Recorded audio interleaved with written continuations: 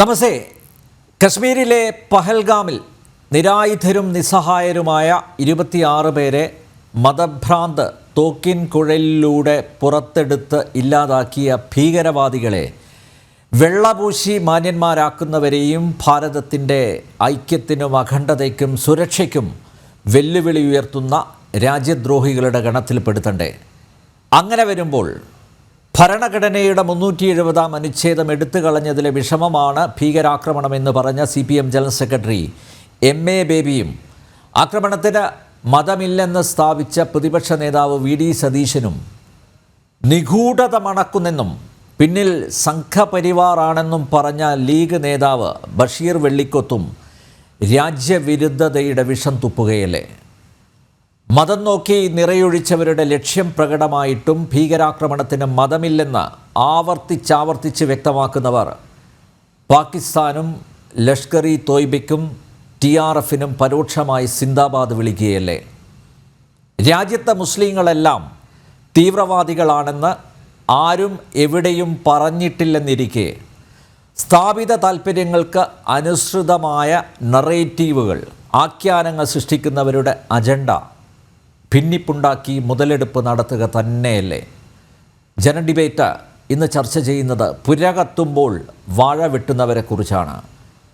സഞ്ചാരികളുടെ പറുദീസയായി പുനരുജ്ജീവിപ്പിക്കപ്പെട്ട കശ്മീരിനെ അശാന്തിയുടെയും അരാജകത്വത്തിൻ്റെയും താഴ്വരയായി മാറ്റുമ്പോഴും സാധാരണക്കാരായ കശ്മീരികളുടെ അന്നം മുട്ടിക്കുമ്പോഴും അതിലൊന്നും കുണ്ഠിതപ്പെടാതെ 10 വോട്ടിന് വേണ്ടി പെറ്റ തള്ളയെപ്പോലും തള്ളിപ്പറയുന്നവരുടെ കാപട്യം പൊതുസമൂഹം തിരിച്ചറിയണമെന്ന സതുദ്ദേശമേ ഈ സംവാദത്തിനുള്ളൂ.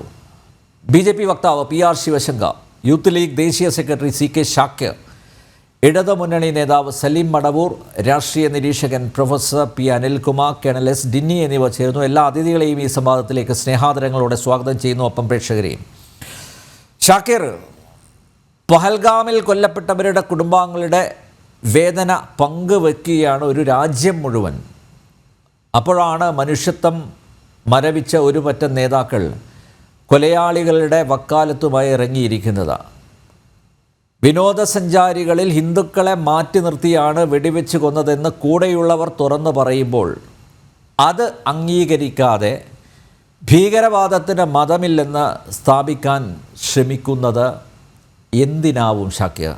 ആരുടെ നാക്കാണ് ഞാൻ ആമുഖത്തിൽ പറഞ്ഞ നേതാക്കൾ കടമെടുത്തിരിക്കുന്നത്? താങ്കളുടെ പാർട്ടിയിൽപ്പെട്ട ആളും ഉണ്ട്.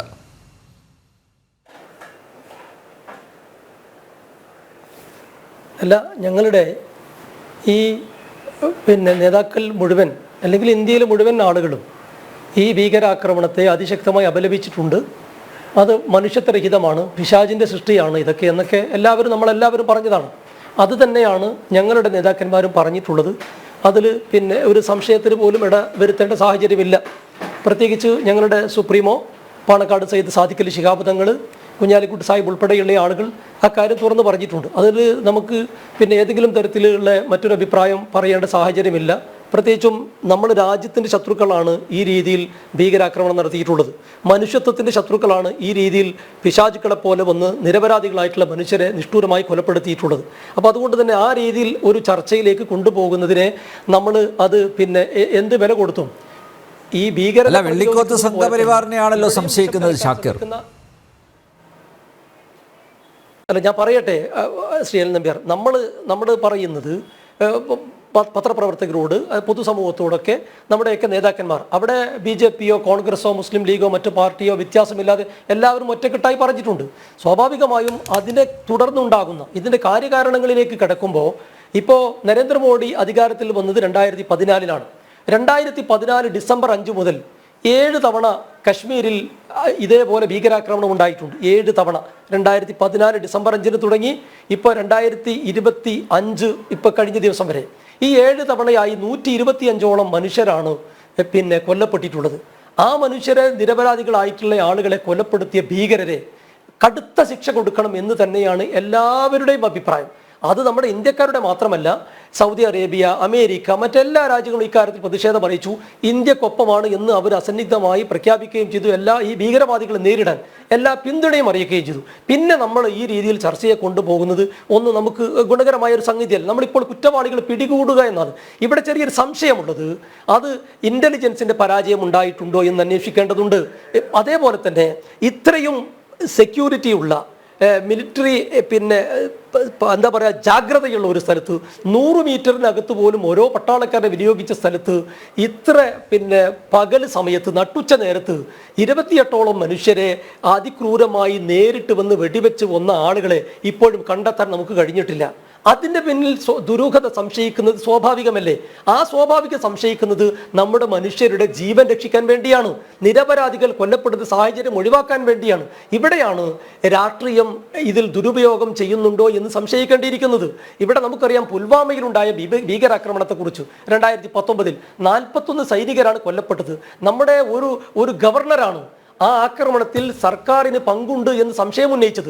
BJP നിയോഗിച്ചിട്ടുള്ള ഒരു ഗവർണർ ഇന്ത്യയിലെ സൈനികർക്ക് നേരെയുണ്ടായിട്ടുള്ള ആക്രമണത്തെ അത് ഭീകരാക്രമണമല്ല, മറിച്ച് ഉത്തരവാദിത്തപ്പെട്ട ആളുകളുടെ പങ്ക് അതിലുണ്ടോ എന്ന് നമ്മൾ സംശയിക്കേണ്ടിയിരിക്കുന്നു എന്ന് പറയാനുള്ള കാരണം പോലും ഇപ്പോഴും നമ്മൾ പരിശോധിച്ചിട്ടില്ല. ആ ഗവർണറുടെ അജണ്ട എന്തായിരുന്നു എന്ന് പിന്നീട് പുറത്തു വന്നതാണ് ഷാക്കിർ. ആ ഗവർണർ BJP നിയോഗിച്ചിട്ടുള്ള ഗവർണറാണ്. ഏത് സാഹചര്യത്തിലാണ് അദ്ദേഹം പറഞ്ഞത് അങ്ങനെ ഒരു സ്റ്റേറ്റ്മെന്റ് വന്നതെന്നും താങ്കൾ പരിശോധിക്കണം. ഓക്കെ, ഞാൻ പറയട്ടെ, മുഴുവനാക്കട്ടെ. നിങ്ങൾ എന്നിട്ട് ശേഷം പറഞ്ഞോളി. ഈ കോൺവോയ് അടിസ്ഥാനത്തിൽ 70ഓളം സൈനിക വാഹനങ്ങൾ പോകുമ്പോൾ എങ്ങനെയാണ് അതിനകത്തേക്ക് ഇത്ര ശക്തമായ സെക്യൂരിറ്റി ഉള്ള പട്ടാള വ്യൂഹം കടന്നു പോകുന്ന വഴിയിൽ ഭീകരർക്ക് കഴിയാനുള്ള അവസരം ആരൊരുക്കിയതാണ്? അത് കൃത്യമായും സംശയിക്കേണ്ടത്. ഇപ്പോഴും അതിന് കുറ്റവാളികളെ കണ്ടെത്താൻ പറ്റിയിട്ടില്ല. ആ കുറ്റവാളി കണ്ടെത്താൻ കഴിയാത്ത ഒരു സാഹചര്യത്തിലാണ് നിരന്തരമായി അന്നൊക്കെ ബോംബിട്ട് പോവുക, അല്ലെങ്കിൽ ആ രീതിയിലുള്ള എന്താ പറയുക, ഗൂഢാലോചനയിൽ വന്ന് ആളുകളെ ഉപദ്രവിച്ച് കൊലപ്പെടുത്തി പോയതാണ്. ഇത് നേരിട്ട് വന്ന് ഈ 7 or 8 ക്രിമിനലുകൾ വന്ന് ആളുകളെ കൊലപ്പെടുത്തി പോയിട്ട് ഇപ്പോഴും ഒരാളെ പോലും നമുക്ക് കണ്ടെത്താൻ കഴിയുന്നില്ല. എത്രയോ സാങ്കേതിക വിദ്യകളുണ്ട്. സൈനിക രംഗത്ത് നമ്മൾ വളരെയേറെ മുന്നിലാണ്. ഇന്റലിജൻസ് വളരെ ശക്തമാണ്. അപ്പം അങ്ങനെയുള്ളൊരു സാഹചര്യത്തിൽ സ്വാഭാവികമായും ഉത്തരവാദിത്തപ്പെട്ട രാഷ്ട്രീയ പാർട്ടികൾ അതിൽ സംശയം ഉന്നയിക്കും. ജനങ്ങളുടെ ജീവനും പ്രതിപക്ഷത്തുള്ള ഒരാൾ എന്ന നിലയിൽ സംശയം ഉന്നയിക്കാം. ഇന്റലിജൻസിന്റെ പരാജയമാണോ എന്ന സംശയം ഉന്നയിക്കാം. പക്ഷേ സംഘപരിവാറാണ് പഹൽഗാം ഭീകരാക്രമണത്തിന് പിന്നിൽ എന്ന് പറഞ്ഞത് നിങ്ങളുടെ നേതാവാണ് സർ. അല്ല, ഞങ്ങളുടെ നേതാവ് പറഞ്ഞിട്ടില്ല. ആരാ? അപ്പൊ ഈ വെള്ളിക്കൊത്ത് നിങ്ങളുടെ പാർട്ടിയിൽപ്പെട്ടതല്ലേ? അല്ല, ഞാൻ പറയുന്നത് അല്ല, അത് നിങ്ങൾ ഏതെങ്കിലും ആളുകൾ എവിടെയെങ്കിലും ഒക്കെ എഴുതിയത് വെച്ചിട്ട് ഈ രീതിയിൽ ചർച്ച ചെയ്ത് അത് ജനറലൈസ് ചെയ്യുന്നതിന് നമുക്ക് യോജിപ്പില്ല. അല്ല, നിങ്ങൾക്കറിയാലോ, ഞാൻ പറയട്ടെ, ഞങ്ങളുടെ നേതാവ് ഈ സംഭവം ഉണ്ടായ ഉടനെ രാജ്യത്തോടൊപ്പം ഭീകരവാദികൾക്ക് കനത്ത ശിക്ഷ നൽകണമെന്ന് വാർത്താ സമ്മേളനം വിളിച്ച് പറഞ്ഞിട്ടുണ്ട്. അത് തന്നെയാണ് ഞങ്ങളുടെ സ്റ്റാൻഡ്. ഞങ്ങൾ ഇന്ന് ചന്ദ്രികയിൽ ഉൾപ്പെടെ കൃത്യമായി അതിന്റെ പാർട്ടിയുടെ സ്റ്റാൻഡ് പറഞ്ഞിട്ടുണ്ട്. നമ്മുടെ രാജ്യത്തിനൊപ്പമാണ്, ഭീകരവാദികൾക്കെതിരാണ്. അപ്പൊ അതിന്റെ മറവിൽ ആരെങ്കിലും സോഷ്യൽ മീഡിയയിൽ അവരുടെ വ്യക്തിപരമായ അഭിപ്രായങ്ങളോ മറ്റോ പറയുന്നത് നമ്മൾ ഈ 140 കോടി ജനങ്ങൾ ചർച്ച ചെയ്യേണ്ട വിഷയമല്ലല്ലോ. ഇപ്പൊ നമ്മൾ എന്താണ്, ഈ പരിക്ക് പറ്റിയ ആളുകൾക്ക് നല്ല ചികിത്സ ഉറപ്പാക്കണം. ഈ കുറ്റവാളികളെ എന്ത് വില കൊടുത്തും കടുത്ത ശിക്ഷ ലഭ്യമാക്കുന്നത് വരെ അവരെ പിടികൂടാൻ ആവശ്യമായ സംഗതികളിൽ നമ്മൾ എല്ലാവരും ഒറ്റക്കെട്ടായി നിൽക്കണം. പക്ഷെ ഇത് ആവർത്തിക്കാതിരിക്കാൻ രാജ്യത്തെ സുരക്ഷാ സംവിധാനങ്ങളിൽ വീഴ്ചയുണ്ടോ എന്ന് രാജ്യത്തെ ഭരണകൂടം പരിശോധിക്കണം എന്ന് പറയുന്നതിനെ ഈ രീതിയിൽ വ്യാഖ്യാനിക്കരുത്. അത് സ്വാഭാവികമായും ഭരിക്കുന്ന ആളുകളോടാണല്ലോ ഇത് പറയേണ്ടത്. ഈ ഇന്റലിജൻസ് ശക്തമാണെങ്കിൽ ഈ രീതിയിൽ ആക്രമണം ഉണ്ടാകാൻ സാധ്യതയുണ്ട്. ഞാൻ പറഞ്ഞു, നരേന്ദ്രമോദി 2014 മെയിലെങ്ങാണ്ട് അധികാരത്തിൽ വന്ന ശേഷം 7 ഭീകരാക്രമണങ്ങൾ കശ്മീരിലുണ്ടായി. 125ഓളം ആളുകൾ കൊല്ലപ്പെട്ടു. അതിൽ 70ഓളം പട്ടാളക്കാരാണ്. ആ ആളുകളുടെ മനുഷ്യരുടെ ജീവന് വിലയില്ലേ?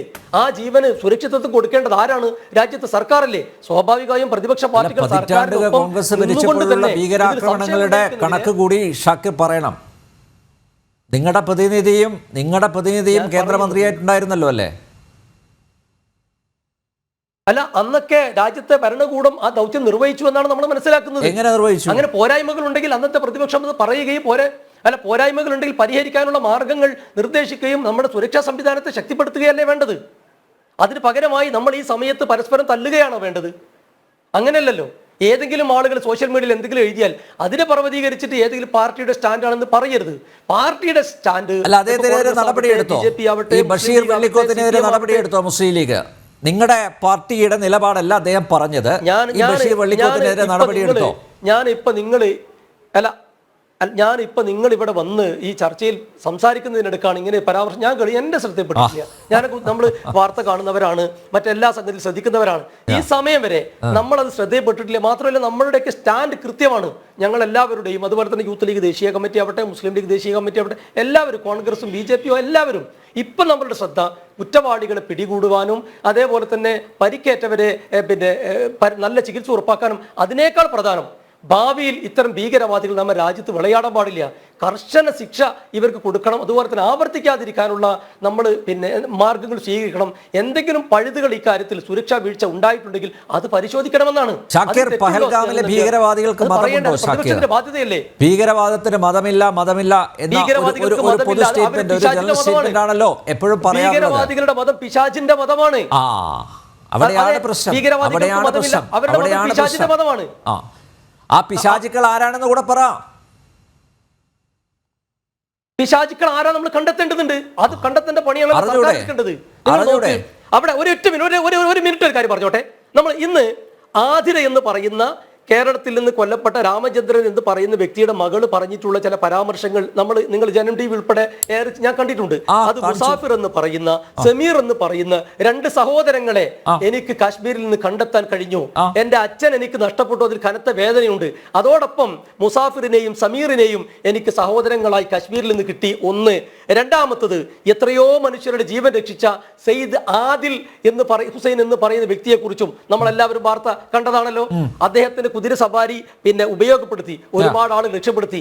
അദ്ദേഹം ജീവൻ ത്യജിച്ചുകൊണ്ട് മറ്റാളുകളെ ഈ ഭീകരവാദികൾക്ക് മറയായി നിന്നുകൊണ്ട്, പരിചയമായി നിന്നുകൊണ്ട് ഈ ആളുകൾ രക്ഷപ്പെടുത്തി വീരമൃത്യു വരിച്ചത് നമ്മൾ പറയേണ്ടതല്ലേ ഈ സമയത്ത്? അവിടെ മതമുണ്ടോ? അവിടെ മനുഷ്യത്വമല്ലേ? അവിടെ കാശ്മീരികളായിട്ടുള്ള മുഴുവൻ ആളുകളും ഇത് ഭീകരവാദികൾ എവിടോ നിന്ന് വന്നവരാണ്. അവരാരായാലും ഇസ്ലാം മതത്തിലുള്ളവർ എല്ലാം, മുസ്ലിങ്ങൾ എല്ലാം ഭീകരവാദികളാണെന്ന് ആരും എവിടെയും പറഞ്ഞിട്ടില്ല. പറഞ്ഞിട്ടുണ്ടോ ഷാക്കിറെ? അല്ല, അങ്ങനെ പറഞ്ഞു നമ്മൾ പറയണില്ലല്ലോ. പറഞ്ഞിട്ടില്ല. അങ്ങനെ പറഞ്ഞു നമ്മൾ പറയണില്ല. അപ്പോ നല്ലവരുണ്ട്. പക്ഷേ നിങ്ങളുടെ നിങ്ങളുടെ മതത്തിന് പോലും കളങ്കമുണ്ടാക്കുന്ന രീതിയിൽ പ്രവർത്തിക്കുന്നവരെ എന്തുകൊണ്ട് തള്ളിപ്പറയുന്നില്ല? ഈ ഭീകരവാദികൾ ഏത് മതത്തിൽപ്പെട്ടതാണെന്ന് പറയാൻ എന്താ ഷാക്കിറിന് വിഷമം? ഞാൻ പറഞ്ഞല്ലോ, ഈ ഭീകരവാദികൾ അവരുടെ മതം പിശാചിന്റെ മതമാണ്. ഞാൻ വിശ്വസിക്കുന്ന ഇസ്ലാം മതത്തിൽ നമ്മൾ അന്യായമായി ഒരു മനുഷ്യനെ കൊന്നാൽ, ഏതെങ്കിലും മതവിശ്വാസം ഒരു മനുഷ്യനെ അന്യായമായി കൊന്നാൽ ഈ ലോകത്തെ മുഴുവൻ മനുഷ്യരെയും കൊന്നതിന് തുല്യമാണെന്ന് ഞങ്ങൾ മതം പഠിപ്പിക്കുന്നുണ്ട്. അപ്പൊ അതുകൊണ്ട് തന്നെ ഇസ്ലാം മത വിശ്വാസികൾ ഈ ജാതി തോന്നിവാസം ചെയ്യാൻ കൂട്ടുനിൽക്കില്ല. അങ്ങനെ ചെയ്ത ആളുകളെ ഒരു നിലക്കും ന്യായീകരിക്കാൻ നിൽക്കില്ല. അതൊന്നും മതത്തിന്റെ ലേബൽ. നിങ്ങൾ അനിയനവർ ചോദിച്ചല്ലോ ഇവരുടെ മതം ഏതാണ്? ഇവരുടെ മതം കൃത്യമാണ്.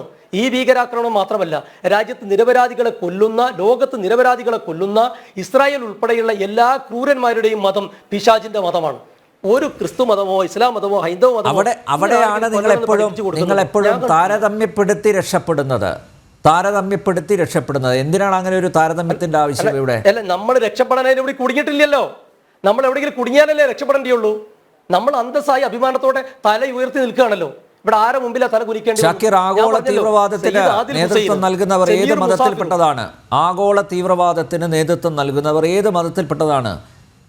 താങ്കൾക്ക് പറയാലോ എന്റെ മതത്തിൽപ്പെട്ടവരാണ് എന്ന്. എന്തുകൊണ്ട് പറയുന്നില്ല? ഞാൻ പറയാം.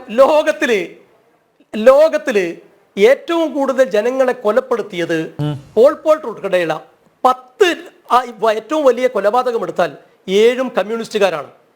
പിന്നെ വരുന്നത്, അതിനുശേഷമാണ് ഹിറ്റ്ലർ ഉൾപ്പെടെയുള്ള ആളുകൾ വരുന്നത്. ഇപ്പൊ നമുക്ക് വർത്തമാന കാലത്ത് പറയാൻ കഴിയുന്നത് നെതന്യാഹു, അതുപോലെ തന്നെ അവരെ സപ്പോർട്ട് ചെയ്ത അമേരിക്ക ഉൾപ്പെടെയുള്ള ആളുകളെ നമുക്ക് തുറന്നു പറയാൻ കഴിയും. വേറെ ആരാണ് ഇവിടെ തീവ്രവാദത്തിന് പ്രോത്സാഹനം കൊടുക്കുന്നത്? അപ്പൊ ഷാക്കിർ, എല്ലാം വ്യക്തമായി. PR ശിവശങ്കർ കേൾക്കാം. പറഞ്ഞോളൂ അനിൽ. നമ്മൾ ഈ ചർച്ചയിലെ ഉടനീളം ഇപ്പോ ഈ മുസ്ലിം ലീഗിന്റെ പ്രതിനിധി പറഞ്ഞ കാര്യങ്ങൾ ശ്രദ്ധിച്ചാൽ ഒരു കാര്യം വ്യക്തമാവും. അദ്ദേഹത്തിന് ഒരിക്കൽ പോലും ഈ തീവ്രവാദത്തിന്റെ ഉറവിടം എവിടെയാണെന്ന് പറയുവാനുള്ള ഒരു ധൈര്യമോ അനുവാദമോ ഇല്ല എന്ന് നമുക്ക് മനസ്സിലാകും. ഒരിക്കൽ പോലും അദ്ദേഹം പാകിസ്ഥാനെ പോലും കുറ്റം പറയുന്നില്ല. മതപരമായ വിവക്ഷയെല്ലാം മാറ്റിവെച്ചേക്കും, ഞാൻ അത് തർക്കിക്കുന്നില്ല. പക്ഷേ ഒരിക്കൽ പോലും പാകിസ്ഥാനാണ് ഈ മത തീവ്രവാദത്തിന്റെ പ്രഭവ കേന്ദ്രമെന്നും അത്തരത്തിലുള്ള തീവ്രവാദ പ്രവർത്തനങ്ങൾ ഇന്ന് നടക്കുന്നതും തുടങ്ങുന്നതും കേരളത്തിലും രാജ്യത്തെമ്പാടും നടക്കുന്നത്, ലോകത്തെമ്പാടും നടക്കുന്നതിന്റെ പ്രഭവ കേന്ദ്രം പാകിസ്ഥാനാണെന്ന് അദ്ദേഹം പറയുന്നില്ല. രണ്ട്, അദ്ദേഹം പറഞ്ഞതിന്റെ ആകത്തുക എന്താണ്? ഈ ഇവിടെ നടക്കുന്ന എല്ലാ തീവ്രവാദ പ്രവർത്തനങ്ങൾക്കും ഏതെങ്കിലും ഒരു മതം ഉത്തരവാദിയല്ല. അന്ന് അദ്ദേഹം പറയുമ്പോൾ കഴിഞ്ഞ എത്രയോ നാളുകളായി നമ്മൾക്കറിയാം, കോൺഗ്രസ് ഭരിക്കുമ്പോൾ അല്ലെങ്കിൽ മുസ്ലിം ലീഗിന്റെ പിന്തുണയോടെ UPI ഭരിക്കുമ്പോൾ ആ കാലഘട്ടത്തിലെല്ലാം ഇവർ കൃത്യമായി പറഞ്ഞിട്ടുണ്ട്, ഹിന്ദു തീവ്രവാദമാണ് അല്ലെങ്കിൽ ദ സാഫ്രോൺ ടെററിസമാണ് ഈ പല സംജോത എക്സ്പ്രസിന്റെ ഒക്കെ അടക്കത്തിൽ കാരണം എന്ന് അദ്ദേഹം പറഞ്ഞിട്ടില്ലേ? പി ചിദംബരം പറഞ്ഞിട്ടുണ്ട്, അതേപോലെ തന്നെ അന്നത്തെ ഷിൻഡെ പറഞ്ഞിട്ടുണ്ട്, ഹോം മിനിസ്റ്റർ ഷിൻഡെ പറഞ്ഞിട്ടുണ്ട്, അതുപോലെ തന്നെ ദിഗ്വിജയ് സിംഗ് പറഞ്ഞിട്ടുണ്ട്. പല തവണ Hindu terrorist has been coat in the Mumbai attack എന്ന് ഷിൻഡെ ദിഗ്വിജയ് സിംഗ് പറഞ്ഞിട്ടില്ലേ? അപ്പൊ കാലാകാലങ്ങളിൽ ഇവർക്ക് ചില സംശയങ്ങൾ വരുമ്പോൾ അവർ ഹിന്ദു തീവ്രവാദം എന്ന് പറയുന്നു. ഇന്ന് ഈ പോസ്റ്റിലടക്കം കാക്രയുടെ ബോംബെ ആക്രമണത്തിൽ ഒരു തീവ്രവാദ പ്രവർത്തനം അല്ലെങ്കിൽ ഹിന്ദു തീവ്രവാദത്തെ തകർക്കുവാൻ ശ്രമിച്ച ആളെ കൊന്നുകളയാൻ വേണ്ടിയിട്ടാണ് എന്നുവരെ എഴുതിയിട്ടുണ്ട്. അപ്പൊ നിരന്തരമായി ഇവർ രാഷ്ട്രീയ ലാഭത്തിന് വേണ്ടി മറ്റൊരു മതത്തെ കുറ്റം പറഞ്ഞപ്പോൾ മതമില്ല, അക്രമത്തിന് മതമില്ല, തീവ്രവാദത്തിന് മതമില്ല എന്ന നരേഷൻ ഇവരാരും പറഞ്ഞില്ലല്ലോ, വ്യക്തമായി പറഞ്ഞു. അടുത്ത കാര്യം നിങ്ങൾ നോക്കൂ, ഈ കുറെ കാലഘട്ടങ്ങളിൽ BJP ഭരിക്കുമ്പോൾ നടക്കുന്ന തീവ്രവാദ പ്രവർത്തനങ്ങളെല്ലാം BJPയുടെ അതിലും കവിഞ്ഞ് ആർമിയുടെ, ഇന്ത്യൻ ആർമിയുടെ വരെ കയ്യിലാണ്, കണക്കിലാണെന്ന് പറഞ്ഞില്ലേ? ഇപ്പൊ അന്ന് പുൽവാമ അറ്റാക്കിന്റെ കാര്യം, അന്ന് ആർമി ചീഫ് അടക്കം അത് ക്ലാരിഫൈ ചെയ്യാൻ ശ്രമിച്ചപ്പോൾ ഇവർ എന്താ പറഞ്ഞത്? അല്ല, ഇത് BJP ചെയ്തതാണ്, സംഘപരിവാർ ചെയ്തതാണെന്ന് പറയുന്നു. അതിനു മുൻപ് അടൽ ബിഹാരി വാജ്പേയിയുടെ കാലഘട്ടത്തിൽ യുദ്ധം നടന്നപ്പോൾ ആ യുദ്ധത്തെ പോലും ഇവർ പഠിച്ചത് കേന്ദ്രത്തിന്റെയും ആർമിയുടെയും കുഴപ്പം കൊണ്ടാണ് എന്ന് പറഞ്ഞിട്ടല്ലേ അന്നത്തെ യുദ്ധത്തെ ഇവർ പരിഹസിച്ചതും നേരിട്ടതും. അപ്പൊ കാലാകാലങ്ങളായി ഇന്ത്യയിൽ നടക്കുന്ന തീവ്രവാദ ആക്രമണങ്ങളെയും പാകിസ്ഥാന്റെ ഡയറക്റ്റ് ആയിട്ടുള്ള യുദ്ധങ്ങളെയും ഇവർ സമീപിച്ചിരുന്നത് അത് തീവ്രവാദ പ്രവർത്തനമോ യുദ്ധമായിട്ടല്ല, മറിച്ച് അത് ഇന്റലിജൻസ് ഫെയിലിയർ ആയിട്ടാണ്, അല്ലെങ്കിൽ ആർമിയുടെ ഫെയിലിയർ ആണ്, അല്ലെങ്കിൽ പുൽവാമ പോലെയുള്ള അറ്റാക്കുകൾ കേന്ദ്രത്തിലെ നരേന്ദ്രമോദിക്ക് വിജയിക്കുവാൻ വേണ്ടിയിട്ട് നടത്തുന്ന രാഷ്ട്രീയമായ പ്രവർത്തനത്തിന്റെ ഭാഗമാണ് എന്ന രീതിയിലല്ലേ ഇവർ പറയുന്നത്. ഇവർക്കൊരിക്കലും ഇത്തരത്തിലുള്ള തീവ്രവാദ പ്രവർത്തനങ്ങളെ ശക്തിയായി ഭാഷ കൊണ്ട് പോലും നേരിടുവാൻ ഭയമായിരിക്കുന്നു എന്നല്ലേ മനസ്സിലാക്കേണ്ടത്? ഇതാണ് ഞാൻ പറഞ്ഞത്, ഇവർക്ക് ഭയമാണ്. തീവ്രവാദ പ്രവർത്തനത്തെ യഥാർത്ഥത്തിൽ നേരിടുവാൻ ഭയമാണ്. അതുകൊണ്ടാണ് ഇത്തരത്തിലുള്ള വളരെ സോഫ്റ്റ് ആയിട്ടുള്ള ലാംഗ്വേജ് ഉപയോഗിച്ച് ഇവർ ഇത്തരത്തിൽ ഈ കേരളത്തിൽ പോലും ഇതിന് ഇന്റലിജൻസ് ഫെയിലിയർ ആണോ ഇല്ലയോ എന്ന് അന്വേഷിക്കേണ്ടത് സർക്കാരാണ്, അതിന്റെ കോമ്പിറ്റന്റ് ഏജൻസിയാണ്, നമ്മളല്ലല്ലോ അത് ചെയ്യേണ്ടത്. അങ്ങനെയാണെങ്കിൽ അത് അവിടെ നടക്കട്ടെ എന്നുള്ളതല്ലേ പറയണ്ടേ? അതല്ലാതെ തീവ്രവാദം നടക്കുമ്പോൾ തന്നെ അത് ഇന്റലിജൻസ് ഫെയിലിയർ ആണെന്നും ആർമിയുടെ തെറ്റാണെന്നും പറഞ്ഞുകൊണ്ട് ഇവിടുത്തെ ആംഡ് ഫോഴ്സിന്റെ ശക്തിയെ, ദൗർബല്യത്തെ ചോദ്യം ചെയ്യുന്നത് ശരിയായ നടപടിയല്ല എന്ന് ഇവർ മനസ്സിലാക്കണം. അതുകൊണ്ട് തന്നെയാണ് ഇവർക്ക് ഇന്ന് ലോക രാജ്യങ്ങളുടെ മുൻപിൽ അവരെല്ലാവരും ഇതിനെ ശക്തിയായിട്ട് എതിർക്കുമ്പോൾ പോലും ഈ സംസ്ഥാനത്ത് പ്രത്യേകിച്ച് മുസ്ലിം ലീഗും കോൺഗ്രസിന്റെ മരുമകൻ പറഞ്ഞ ഭാഷ നമ്മൾ കേട്ടു. പക്ഷെ നമുക്ക് മനസ്സിലാവുന്നത് കോൺഗ്രസിൽ തന്നെ നല്ലൊരു വിഭാഗം ഇന്ന് ഇത്തരത്തിൽ തീവ്രവാദ പ്രവർത്തനങ്ങളെ ശക്തിയായിട്ട് എതിർക്കുന്നുണ്ട്. AK ആന്റണി ശക്തിയായിട്ട് എതിർത്തു. AK ആന്റണി ആദ്യത്തെ ദിവസം തന്നെ പറഞ്ഞു ഇത് പാക് ആർമിയുടെ പിന്തുണയോടുകൂടി നടത്തിയ വലിയ തീവ്രവാദ ആക്രമണമാണെന്ന് പറഞ്ഞു. അതുപോലെ കെ മുരളീധരൻ പോലും VD സതീശനെ തള്ളി പറഞ്ഞിട്ടുണ്ട്. കെ മുരളീധരൻ പറഞ്ഞു. അല്ല, അതിനേക്കാൾ വ്യക്തമായി ശ്രീ ശശി തരൂർ, ഇപ്പോ അന്നത്തെ പ്രതിരോധ മന്ത്രി AK ആന്റണിയെക്കാളിലും അതല്ലെങ്കിൽ വിദേശകാര്യത്തെക്കുറിച്ച് ശ്രീ ശശി തരൂരിനെക്കാളും ഒന്നും അറിവ് മുസ്ലിം ലീഗിന്റെ പ്രതിനിധിക്കില്ലല്ലോ.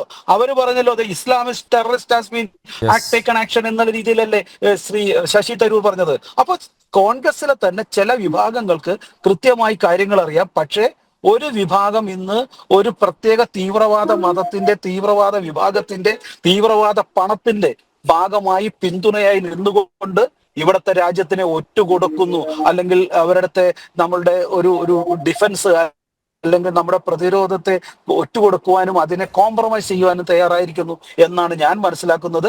ഇത്തരം ഭീരുക്കളുടെ കയ്യിലല്ല രാജ്യത്തിന്റെ ജനാധിപത്യത്തിന്റെയും ഈ ഭരണകൂടത്തിന്റെയും നിയന്ത്രണം എന്നത് മാത്രമാണ് നമുക്ക് ഇന്ന് ഒരു ലക്ഷ്യവും നമ്മുടെ ഭാഗ്യമായി ഞാൻ കരുതുന്നത്.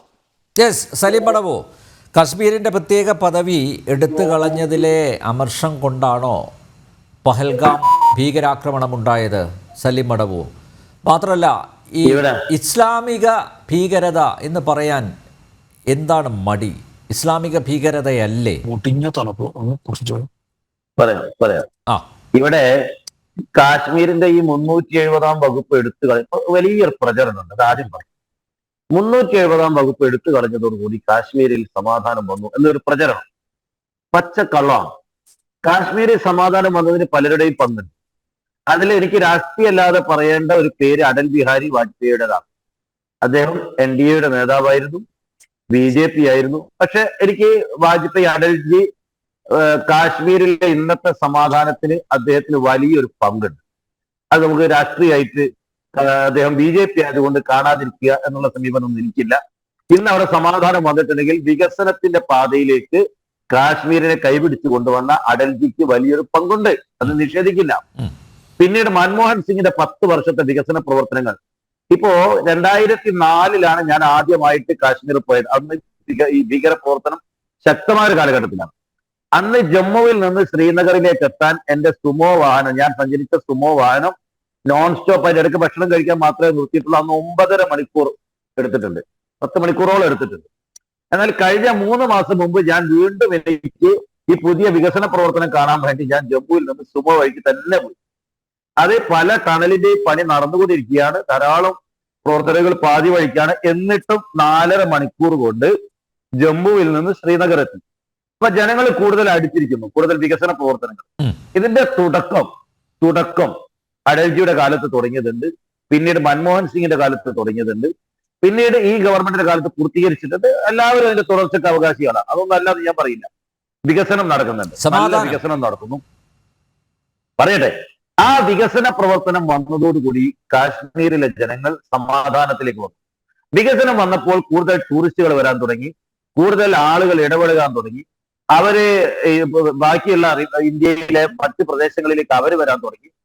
സഞ്ചാര സ്വാതന്ത്ര്യം കൂടി, ആളുകളുമായുള്ള ഇടപഴക്കം കൂടി. അതോടുകൂടി അവരൊരു പുതിയൊരു തലത്തിലേക്ക് അവർ ഉയർത്തിക്കൊണ്ടുവരാൻ സാധിച്ചു. അതാണ് കാശ്മീരി സമാധാനത്തിലേക്ക്. അല്ലാതെ ചില സംഘപരിവാർ ആളുകൾ പറയുന്നത് പോലെ 370-ാം വകുപ്പ് എടുത്തപ്പോഴത്തേക്ക് ഓട്ടോമാറ്റിക് ആയിട്ട് കാശ്മീരിൽ സമാധാനം വന്നു എന്ന് പറയുമ്പോൾ, എന്തായിരുന്നു 370-ാം വകുപ്പ് കാശ്മീരിൽ സമാധാനം സ്ഥാപിക്കുന്നതിന് എന്ത് തടസ്സമാണ് ഉണ്ടാക്കിയത്? പട്ടാളത്തിന്റെ നിയന്ത്രണത്തിന് വല്ല തടസ്സം ഉണ്ടായിരുന്നോ? അവിടുത്തെ ആഭ്യന്തര കാര്യങ്ങൾ പട്ടാളല്ലേ കൈകാര്യം ചെയ്തത്? അപ്പൊ യാതൊരു തടസ്സമില്ലായിരുന്നു. അല്ല, സൈനികർക്ക് നേരെയും സൈനിക വാഹനങ്ങൾക്ക് നേരെയും സ്ഥിരം കല്ലെറിയുന്ന ഒരു പ്രതിഭാസം ഉണ്ടായിരുന്നല്ലോ കശ്മീരിൽ. അതിപ്പോ കാണുന്നുണ്ടോ? അല്ല, കല്ലെറിയാനുള്ള അനുവാദം 370-ാം വകുപ്പ് കൊടുത്തിരുന്നോ? കല്ലെറിയാനുള്ള കല്ലെറിഞ്ഞിരുന്നല്ലോ. ഉണ്ടോ? ആ കല്ലേറ് നിന്നത് നേരത്തെയുള്ള, അതായത് BP സിംഗിന്റെ ഗവൺമെന്റിന്റെ കാലത്ത്, അതിന് മുമ്പ് തന്നെ തുടങ്ങി. പിന്നീട് ആ കാലഘട്ടത്തിൽ കൂടുതൽ പ്രക്ഷുബ്ധമായി. പിന്നീട് അത് കഴിഞ്ഞ് മാറി മാറി വരുന്ന ഗവൺമെന്റുകൾ ധാരാളം വികസന പ്രവർത്തനങ്ങൾ കൊണ്ടുവന്നു. അതിൽ നയപരമായ വികസനങ്ങൾ കൊണ്ടുവന്നത് അടൽ ബിഹാരി വാജ്പേയി, രാഷ്ട്രീയ വിവാദമായിട്ട് പറയുന്നല്ല, ആ വാജ്പേയിയുടെ കാലത്താണ്. ഇന്ത്യയും പാകിസ്ഥാനുമായിട്ടുള്ള ബന്ധം കൂടുതൽ നന്നായിട്ടുണ്ട്.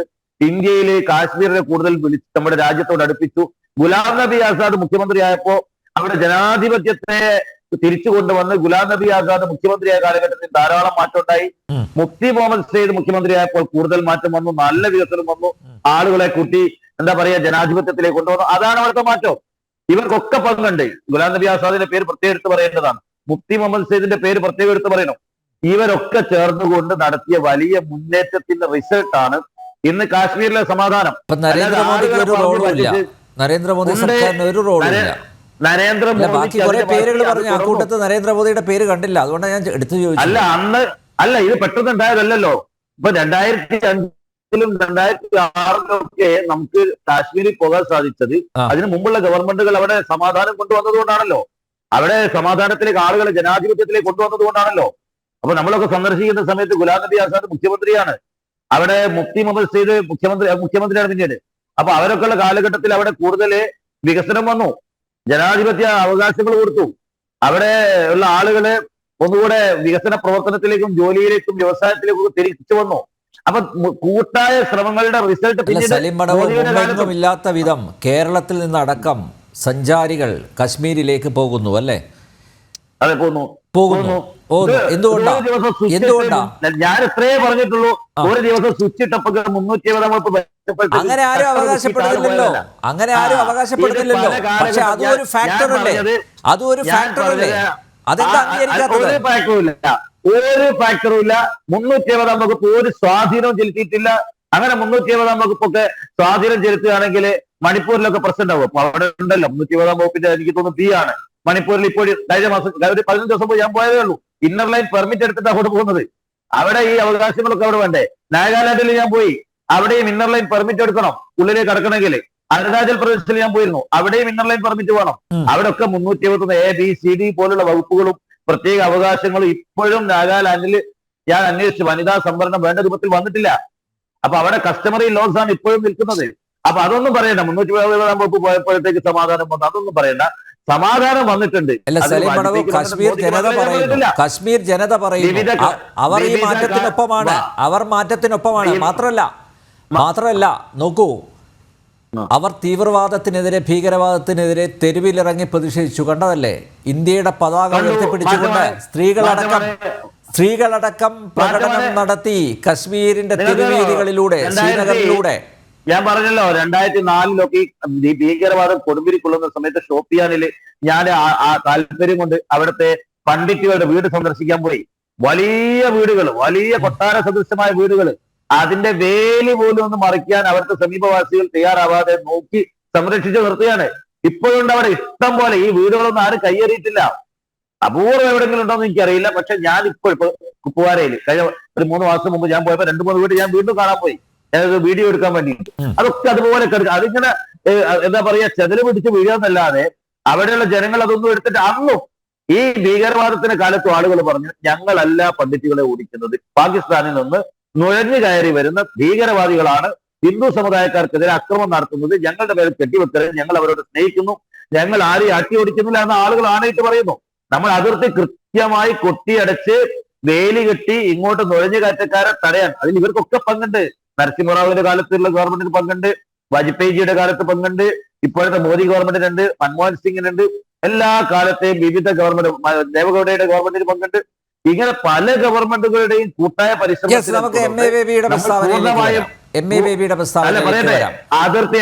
ഭരണഘടനയിലെ 370 വകുപ്പ് എടുത്തു കളഞ്ഞതിലെ അമർഷമാണ് പഹൽഗാം ഭീകരാക്രമണത്തിന് പിന്നിലെന്ന് CPM-ന്റെ ജനറൽ സെക്രട്ടറി പറയുമ്പോൾ അദ്ദേഹം എന്താണ് ഉദ്ദേശിച്ചത്?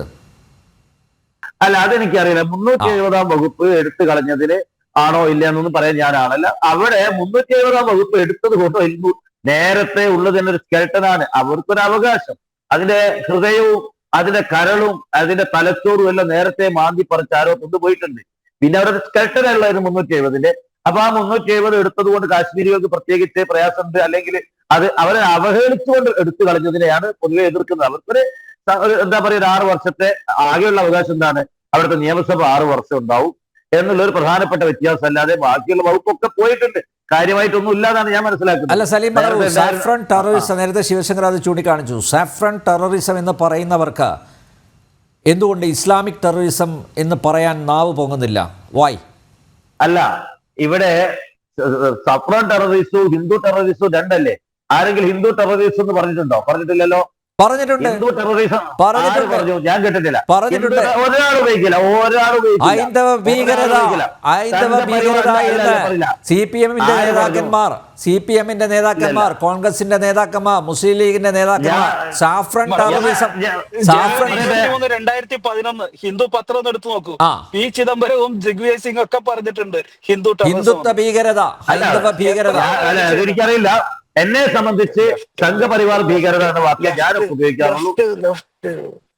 ഞാനൊക്കെ ഉപയോഗിക്കാറ് സംഘപരിവാർ ഭീകരത. കാരണം നിങ്ങളല്ലോ മടവൂർ ഞാൻ പറഞ്ഞത്, ഇത് എത്രയോ തവണ ഈ ഇന്ത്യയുടെ ആഭ്യന്തരമന്ത്രിയായിരുന്ന ആള് ദിഗ്വിജയ് സിംഗ്, നിങ്ങൾ രാഹുൽ ഗാന്ധിയുടെ ഏറ്റവും അടുത്ത ആള്, എത്ര പ്രാവശ്യം പറഞ്ഞിട്ടുണ്ട് ആൻഡ് ഷിൻഡെ ഓരോ സാഹചര്യങ്ങളിൽ ഓരോരുത്തർ ഓരോ തരം സാഹചര്യമില്ലല്ലോ.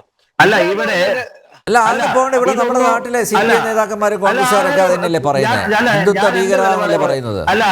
അല്ല എനിക്ക് അത്തരത്തില് പ്രത്യേകമായിട്ട് മതത്തിനെ കൂട്ടി പറയുന്നതിനോട് എനിക്ക് യോജിപ്പില്ല. കാരണം ആ മതം തീരുമാനിച്ചിട്ടൊന്നല്ലല്ലോ, ഏതെങ്കിലും മതത്തിന്റെ ആസ്ഥാനത്ത് ആലോചിച്ചിട്ടൊന്നുമല്ലല്ലോ ഒരു മതത്തിലെ ആളുകൾ ഈ തെറ്റുകൾ ചെയ്യുന്നത്. അപ്പൊ അതുകൊണ്ട് മതത്തെ കൂട്ടി പറയേണ്ടതൊന്നുമില്ല. സപ്രോൺ terrorism, that's okay, that's the correct word, അത് ഉപയോഗിക്കാം. അല്ലെങ്കിൽ സംഘപരിവാർ ഭീകരത, അതൊക്കെ സമൂഹത്തിൽ ഉപയോഗിക്കാം. ഒരു ഗ്രീൻ ടെററിസം എന്ന് പറഞ്ഞാൽ സമ്മതിക്കോ? എങ്ങനെ ഗ്രീൻ ടെററിസം എന്ന് ഇപ്പൊ അനിൽ നമ്പ്യാർ പറയും, നിങ്ങൾ അംഗീകരിക്കോ? ഗ്രീനുമായിട്ട് ഏത് ആൾക്കാരുണ്ടോ എനിക്കറിയില്ല.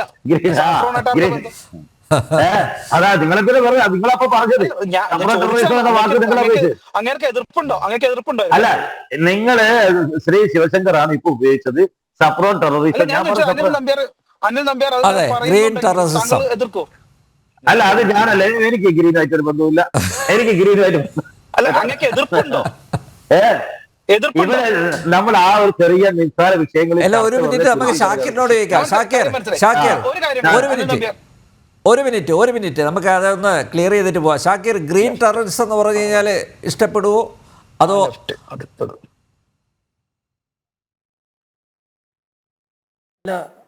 ലോകത്ത് പലരും പല വിവരക്കേടും വിളിച്ച് പറയേണ്ടത് നമുക്ക് എന്താ പറയുക, ഇഗ്നോർ ചെയ്യുക എന്നല്ലാണ്ട് ഒരു കാര്യം. ഞാനൊരു ചെറിയ നേരത്തെ BJP-യുടെ സുഹൃത്ത് ശിവശങ്കർ പറഞ്ഞിട്ടുള്ള ഒരു സംഗതി, അതേപോലെ തന്നെ ദിഗ്വിജയ് സിംഗ് പറയുന്നത് വിവരദോഷികൾ അല്ല. നമ്മൾ ഇപ്പോഴത്തെ കാര്യങ്ങളാ ഇന്ന് നമ്മൾ ഇപ്പൊ ചർച്ച ചെയ്യുന്നത് കഴിഞ്ഞ ദിവസം നടന്നിട്ടുള്ള ഭീകരാക്രമണവുമായി ബന്ധപ്പെട്ടാണ്. അതിലിപ്പോ നമ്മൾ ശിവശങ്കർ പറഞ്ഞിട്ടുള്ള ഒരു കാര്യം, ഞാൻ നേരത്തെ പറഞ്ഞ കാര്യവുമായി ബന്ധപ്പെട്ട് പാകിസ്ഥാനെ നമ്മൾ ശക്തമായി എതിർക്കുന്നില്ല എന്നുള്ളതാണ്. അദ്ദേഹത്തിന് നമ്മുടെ പ്രധാനമന്ത്രിയിൽ വിശ്വാസമുണ്ടോ? നരേന്ദ്രമോദിയിൽ? ശ്രീ അമിത്ഷായിൽ വിശ്വാസമുണ്ടോ? അമിത്ഷായും നമ്മുടെ നരേന്ദ്രമോദിയും കഴിഞ്ഞ ദിവസം നടത്തിയിട്ടുള്ള പ്രസ്താവനയിലും സോഷ്യൽ ട്വീറ്റിലുമൊന്നും പാകിസ്ഥാന്റെ പേര് പരാമർശിച്ചിട്ടില്ല. പാകിസ്ഥാനാണ് ഇതിന് പിന്നിലെന്ന് നമ്മുടെ അന്വേഷണ ഉദ്യോഗസ്ഥർ കണ്ടെത്തിയാൽ അവർക്കെതിരെ ശക്തമായ നടപടി സ്വീകരിക്കണമെന്ന അഭിപ്രായക്കാരാണ് നമ്മളൊക്കെ. പക്ഷെ നിങ്ങൾ മുമ്പേ ഒരു ശത്രുവിനെ പ്രതിഷ്ഠിക്കുകയാണ്. ആ ശത്രുവിനെ പ്രതിഷ്ഠിച്ചിട്ടാണ് നിങ്ങൾ രാജ്യത്ത് ഈ തരത്തിലുള്ള എന്താ പറയുക വർഗീയത പ്രചരിപ്പിക്കുന്നത്. നമ്മുടെ പ്രധാനമന്ത്രി BJP-യുടെ നേതാവല്ലേ, നമ്മുടെ അമിത്ഷാ ആഭ്യന്തരമന്ത്രി BJP-യുടെ നേതാവല്ലേ. അവര് ഇന്നും ഇന്നലെയും ഒക്കെ BJP-യുടെ നേതാക്കൾ മാത്രമല്ല, അവരൊക്കെ ഉത്തരവാദപ്പെട്ട സ്ഥാനങ്ങളിൽ ഇരിക്കുന്നവരാണ്. നരേന്ദ്രമോദി ഭാരതത്തിന്റെ പ്രധാനമന്ത്രിയും അമിത്ഷാ ഭാരതത്തിന്റെ ആഭ്യന്തരമന്ത്രിയാണ്. അപ്പൊ ഉത്തരവാദപ്പെട്ട സ്ഥാനത്ത് ഇരിക്കുമ്പോ അവർക്ക് കൃത്യമായിട്ടുള്ള റിപ്പോർട്ട് ലഭിക്കാതെ അവർക്ക് ട്വീറ്റ് ചെയ്യാൻ പറ്റുമോ? അതെങ്ങനെയാ അവര് പെട്ടെന്ന് ഒരു കൺക്ലൂഷനിലേക്ക് എത്തുന്നത്? അപ്പൊ BJP-ക്കാർക്ക് എവിടുന്നാ കിട്ടിയത്? ഈ ശിവശങ്കറിന് ഈ വിവരം എവിടുന്ന് കിട്ടിയതാ? നമ്മുടെ പ്രധാനമന്ത്രിക്ക് കിട്ടിയിട്ടില്ല, നമ്മുടെ ആഭ്യന്തരമന്ത്രി കിട്ടിയിട്ടില്ല.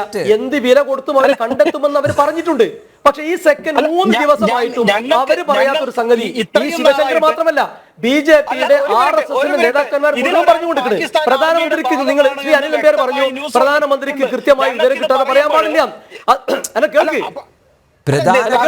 നിങ്ങൾ മുൻധാരണയുടെ അടിസ്ഥാനത്തിൽ നമ്മുടെ പ്രധാനമന്ത്രിക്ക് കിട്ടാത്ത വിവരം, നമ്മുടെ ആഭ്യന്തരമന്ത്രിക്ക് കിട്ടാത്ത വിവരം. ഞാൻ വേറൊരു കാര്യം കൂടി നിങ്ങളോട് സൂചിപ്പിച്ചുതരാം. ഇപ്പൊ എന്റെ അടുത്തുള്ള ഒരു ഡാറ്റ ഉണ്ട്, ഞാൻ ശ്രീ അനിൽ നമ്പ്യാർക്ക് അയച്ചുതരാം. ഈ നരേന്ദ്രമോദി പ്രധാനമന്ത്രി അധികാരത്തിൽ വന്ന ശേഷം ഈ രാജ്യത്തെ പാകിസ്ഥാന് വേണ്ടി ഒറ്റുകൊടുത്ത ചാരന്മാരിൽ 25 പേരെ മധ്യപ്രദേശ് ATS-ഉം ആന്ധ്രാപ്രദേശിലെ പോലീസും ബീഹാറിലെ പോലീസും NIA-യും പിടികൂടിയിട്ടുണ്ട്. 25 ആളുകളിൽ ഒരാൾ പോലും മുസ്ലിം നാമധാരിയില്ല. അതിൽ മാധുരി ഗുപ്ത എന്ന് പറയുന്ന പാകിസ്ഥാനിലെ ഇന്ത്യൻ എംബസി ഉദ്യോഗസ്ഥ ഉൾപ്പെടെയുണ്ട്. നിങ്ങൾ മനസ്സിലാക്കുക, ദയവ് ചെയ്തിട്ട് മതത്തിന്റെ പേരിൽ ഈ ജാതി തോന്നിവാസങ്ങളെ, രാജ്യദ്രോഹികളെ ചേർത്ത് വെക്കരുത്. ഈ രാജ്യദ്രോഹികളായിട്ടുള്ള ആളുകളെ അങ്ങനെ തന്നെ കാണാം.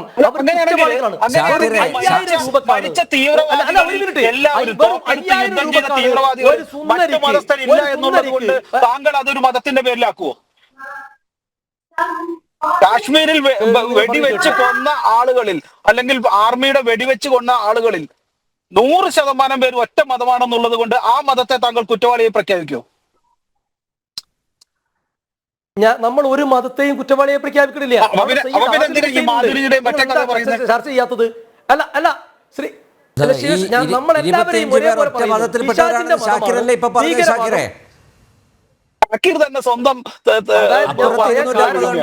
നിങ്ങൾ മതം വേർതിരിച്ച് അല്ല നിങ്ങൾ ഷാക്കിർ തന്നെയല്ലേ ഇപ്പൊ ഇസ്ലാമിക ഭീകരത ഷാക്കിറെ മതത്തിന്റെ അടിസ്ഥാനത്തിലല്ലേ ഈ 25 പേര് പറഞ്ഞത് ഷാക്കിർ? അവരൊക്കെ ഹിന്ദുക്കളാണ്, അല്ല ഞാൻ അവരൊക്കെ ഹിന്ദുക്കളാണ് എന്ന് സ്ഥാപിക്കാനാണല്ലോ. അവർ ചെയ്ത തോന്നിവാസത്തിന് അവരുടെ മതം ഉത്തരവാദിയല്ല. അല്ല ഒരു മിനിറ്റ് ശ്രീ അനിൽ, 25 പേരും രാജ്യത്തെ പാകിസ്ഥാനിൽ ഒറ്റ കൊടുത്തത് അത് ഹിന്ദുമതം ഉത്തരവാദികളല്ല, അത് മതത്തിന്റെ ആ ആളുകളെ മതത്തിന്റെ പേരിൽ കാണരുത്. അതേപോലെ തന്നെ നമ്മൾ ഈ ഭീകരവാദികളെയും ഏതെങ്കിലും മതത്തിന്റെ പേരിൽ കാണും. എന്നാൽ സയ്യിദ് ആദിൽ ഹുസൈന് നമ്മുടെ മുമ്പിൽ ആളുണ്ട്, അദ്ദേഹം വീരമൃത്യു വരിച്ചു, അദ്ദേഹം ഒരുപാട് മനുഷ്യരുടെ ജീവൻ രക്ഷിച്ചു, അദ്ദേഹത്തിന്റെ ജീവൻ പണയപ്പെടുത്തി. അദ്ദേഹം എന്തിനാണ് വീരമൃത്യു വരിച്ചത് ഷാക്കിർ? അദ്ദേഹം എന്തിനാണ് വീരമൃത്യു വരിച്ചത്? അതുകൂടെ പറഞ്ഞിട്ട് പോ. അല്ല, അദ്ദേഹം എങ്ങനെ കൊല്ലപ്പെട്ടു? അദ്ദേഹം എങ്ങനെ കൊല്ലപ്പെട്ടു? അദ്ദേഹത്തിന്റെ കൂടെ വന്ന വിനോദസഞ്ചാരികളെ അദ്ദേഹം പ്രൊട്ടക്റ്റ് ചെയ്യാൻ നോക്കി. ആ സമയത്താണ് അദ്ദേഹത്തിന് വെടിയേറ്റത്. അങ്ങനെയാണ്. നിങ്ങളെല്ലാ സോഷ്യൽ മീഡിയയിൽ മുഴുവൻ ഇതാണ് പൊക്കിപ്പിടിച്ച് നടക്കുന്നത്. ശരിയാണ്, അദ്ദേഹം കൊല്ലപ്പെട്ടു, അതൊരു യാഥാർത്ഥ്യമാണ്. പക്ഷേ അദ്ദേഹം എങ്ങനെ കൊല്ലപ്പെട്ടു എന്ന് കൂടി പറയണം. അദ്ദേഹം ഇവരെ സംരക്ഷിക്കുന്നതിന്റെ സമയത്താണ് അദ്ദേഹത്തിന് നേരെ തീവ്രവാദികൾ നിറയൊഴിച്ചത്. അവിടെ ഒരു കാര്യം എനിക്ക് പറയാൻ സമയം. ഒരു മിനിറ്റ് വരാം. ഒരു മിനിറ്റ് ഷാക്കിർ പറയൂ. അതായത് നിങ്ങൾ പറഞ്ഞത് ശരിയാണ്. അതായത് അദ്ദേഹം കൊല്ലപ്പെടുന്നത് ഈ അവിടെ അതിഥികളായി വന്നിട്ടുള്ള ടൂറിസ്റ്റുകളെ രക്ഷപ്പെടുത്തുന്നതിനിടെയാണ്. അദ്ദേഹത്തിന് വേണമെങ്കിൽ അദ്ദേഹത്തിന്റെ കുതിരയുമായി ഓടി രക്ഷപ്പെടാമായിരുന്നു. അദ്ദേഹം ഒരുപാട് ആളുകൾ രക്ഷപ്പെടുത്തി. അതിനുശേഷം വീണ്ടും തീവ്രവാദികൾക്ക് ആരാണെന്നറിയാതെ ആ ഭീകരവാദികൾ നേരിട്ട് നിറയൊഴിക്കുമ്പോൾ എന്റെ നാട്ടിലേക്ക് വന്ന ഒരാളെയും കൊലപ്പെടുത്താൻ പാടില്ല എന്ന് ധീരമായ നിലപാടെടുത്ത് അവിടെ അന്തസ്സായി വീരമൃത്യു വരിച്ചിട്ടുള്ള സയ്യിദ് ആദിൽ ഹുസൈനെ പറയുന്നത് എന്താണെന്നറിയോ? നിങ്ങൾ കുറ്റവാളികൾ ആരാണ് നമ്മൾ കണ്ടെത്താതെ ആ കുറ്റവാളികൾക്ക് മതത്തിന് ചാപ്പ കുത്തുന്നു. എന്നാൽ സയ്യിദ് ആദിൽ ഹുസൈൻ എന്ന് പറയുന്നവർ കൊല്ലപ്പെട്ടയാള് അവരുടെ വീട്ടിലുള്ള ആളുകളൊക്കെ നമ്മൾ ഇന്നും ഇന്നലെയുമായി കണ്ടു. അതുപോലെ തന്നെ നമ്മൾ തിരുവനന്തപുരത്ത് കേരളത്തിൽ ഈ വിഷയത്തിൽ കൊല്ലപ്പെട്ടിട്ടുള്ള ശ്രീ രാമചന്ദ്രൻ എന്നിവരുടെ മകൾ പറയുന്നുണ്ട്, എൻ്റെ അച്ഛൻ നഷ്ടമായി, എൻ്റെ അച്ഛനെ നഷ്ടം, എനിക്ക് ഭയങ്കര സങ്കടമുണ്ട്. എന്നാൽ മുസാഫിർ എന്ന് പറയുന്ന സമീർ എന്ന് പറയുന്ന 2 സഹോദരങ്ങളെ എനിക്ക് കിട്ടിയും. അപ്പൊ നമ്മൾ മനസ്സിലാക്കേണ്ടത് നമ്മൾ ഒന്നിനെയും ഈ മുസാഫിറും മനുഷ്യത്വമുള്ളവരുണ്ട്, ഏത് മതത്തിൽപ്പെട്ടാലും മനുഷ്യത്വമുള്ളവരുണ്ട്. അതൊരു യാഥാർത്ഥ്യമാണ് ഷാക്കിർ. അതാണ് കറക്റ്റ്. ഇപ്പൊ നിങ്ങൾ പറഞ്ഞു കൊടുത്തിട്ട് നമ്മൾ എല്ലാവരും എത്തണം. ഈ മനുഷ്യത്വം എന്ന് പറയുന്ന ഒരു സാധനമുണ്ട്.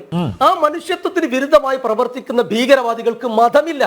അവരുടെ മതം എന്താണെന്ന്, അവർക്ക് പിറകിൽ ആരെങ്കിലും രാഷ്ട്രീയം കളിക്കുന്നുണ്ടോ എന്ന്, ഏതെങ്കിലും രാജ്യം അവർ മറ്റൊരു രാജ്യത്തെ ഉപദ്രവിക്കാൻ ശ്രമിക്കുന്നുണ്ടോ എന്ന് നമ്മൾ കണ്ടെത്തിയിട്ട് അവരെ ഒറ്റപ്പെടുത്തണം. അവർക്ക് അതിശക്തമായ ശിക്ഷ കൊടുക്കണമെന്നാണ് നമ്മൾ എല്ലാവരും പറയുന്നത്. അതിനിടയ്ക്ക് നിങ്ങൾ ദയവ് ചെയ്തിട്ട് രാഷ്ട്രീയ താല്പര്യം കയറ്റുന്നത് ശരിയാണോ? BJPയുടെ സുഹൃത്തും RSSന്റെ സഹയാത്രികരുമാണ് സോഷ്യൽ മീഡിയയിലൊക്കെ പറയുന്നത്. നരേന്ദ്രമോദി പറയാത്തത്, അമിത്ഷാ പറയാത്തത് BJPയുടെ ആളുകൾ കിട്ടുന്നു. ഇതിന് പിന്നിൽ, ഈ ഭീകരാക്രമണത്തിന് പിന്നിൽ പാകിസ്ഥാനാണെന്ന് മനസ്സിലായത് കൊണ്ടാണല്ലോ ചില നിയന്ത്രണങ്ങളൊക്കെ ഏർപ്പെടുത്തിയത്. അതൊന്നും ഷാക്കിർ അറിഞ്ഞില്ലേ? പാകിസ്ഥാനെതിരെ പല നിയന്ത്രണങ്ങളും കൊണ്ടുവന്നല്ലോ. ഞാൻ പറഞ്ഞ മനസ്സിലായിട്ടില്ല തോന്നുന്നുണ്ട്. പല നിയന്ത്രണങ്ങളും കൊണ്ടുവന്നല്ലോ. പാകിസ്ഥാൻ അല്ലെങ്കിൽ ഈ ഭീകരാക്രമണത്തിന് പിന്നിൽ പാകിസ്ഥാൻ അല്ലെങ്കിൽ എന്തിനാണ് ഭാരതം പാകിസ്ഥാനെതിരെ നിയന്ത്രണങ്ങൾ കൊണ്ടുവന്നത്? പറ. പാകിസ്ഥാൻ അല്ല എന്ന് ഇവിടെ ആരെങ്കിലും പറഞ്ഞോ? ഈ BJPയുടെ സുഹൃത്ത് ഇത് പാകിസ്ഥാനാണ് മുസ്ലിം ലീഗിന്റെ നേതാവ് പറഞ്ഞോ? പാകിസ്ഥാനാണ് മുസ്ലിം ലീഗിന്റെ നേതാവ് പറഞ്ഞോ? പാകിസ്ഥാനാണെന്ന് ഇന്ത്യയുടെ പ്രധാനമന്ത്രി പറഞ്ഞിട്ടില്ല, ഈ അമിത്ഷാ പറഞ്ഞിട്ടില്ല. ഇത് അവര് പറയട്ടെ, അവരാണല്ലോ നമ്മളോട് പറയേണ്ടത്. അവരല്ലേ ഈ കാര്യം രാജ്യം ഭരിക്കുന്നത്. ആരായാലും പാകിസ്ഥാനോ ചൈനയോ അല്ലല്ല, ഞങ്ങളുടെയൊക്കെ നിലപാട് എന്താ അറിയോ? ഇസ്ലാമിക രാജ്യങ്ങൾ പോലും ഇന്ത്യ രാജ്യത്തിനെതിരെ യുദ്ധത്തിന് വന്നാൽ ഞങ്ങൾ ഇന്ത്യ രാജ്യത്തിനൊപ്പമായിരിക്കും. അവിടെ ഏത് രാജ്യമാണ്, ഇസ്ലാമിക രാജ്യമാണോ വേറെ ഏത് രാജ്യം നോക്കുന്ന പ്രശ്നമില്ല. ഞങ്ങളുടെ ഖായിദ മില്ലത്ത് മുഹമ്മദ് ഇസ്മായിൽ സാഹിബ് 1948 പ്രഖ്യാപിച്ചിട്ടുണ്ട്, ഞങ്ങൾ രാജ്യസ്നേഹികളാണ്, അതുകൊണ്ട് തന്നെ വിശ്വാസികളാണ്. ഞങ്ങളുടെ മതം പഠിപ്പിക്കുന്നതും ഹുബ്ബുൽ വത്തനി മിനൽ ഈമാൻ എന്നൊരു പ്രയോഗമുണ്ട്. രാജ്യസ്നേഹം വിശ്വാസത്തിന്റെ ഭാഗമാണ്. അതനുസരിച്ച് ജീവിക്കുന്ന ആളുകളാണ് മുസ്ലിം ലീഗുകാർ. അല്ലാതെ BJPക്കാരെ പോലെ മുൻധാരണ വെച്ചിട്ട് തള്ളിപ്പറയാനുള്ള ആർജവം കാണിക്കണം. അവിടെയാണ് നിങ്ങൾ പലപ്പോഴും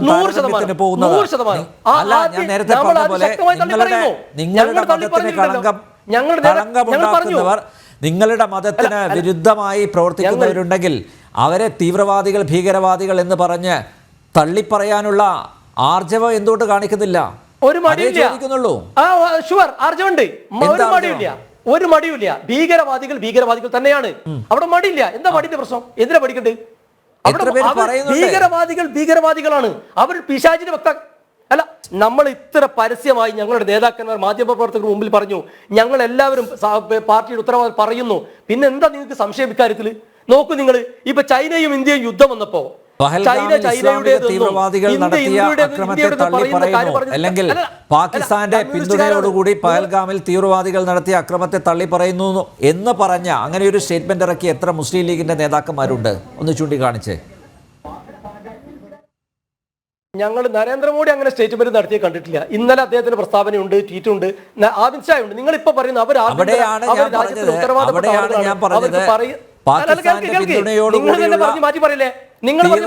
ഭീകരവാദമാണ് പഹൽഗാമിൽ നടന്നത്.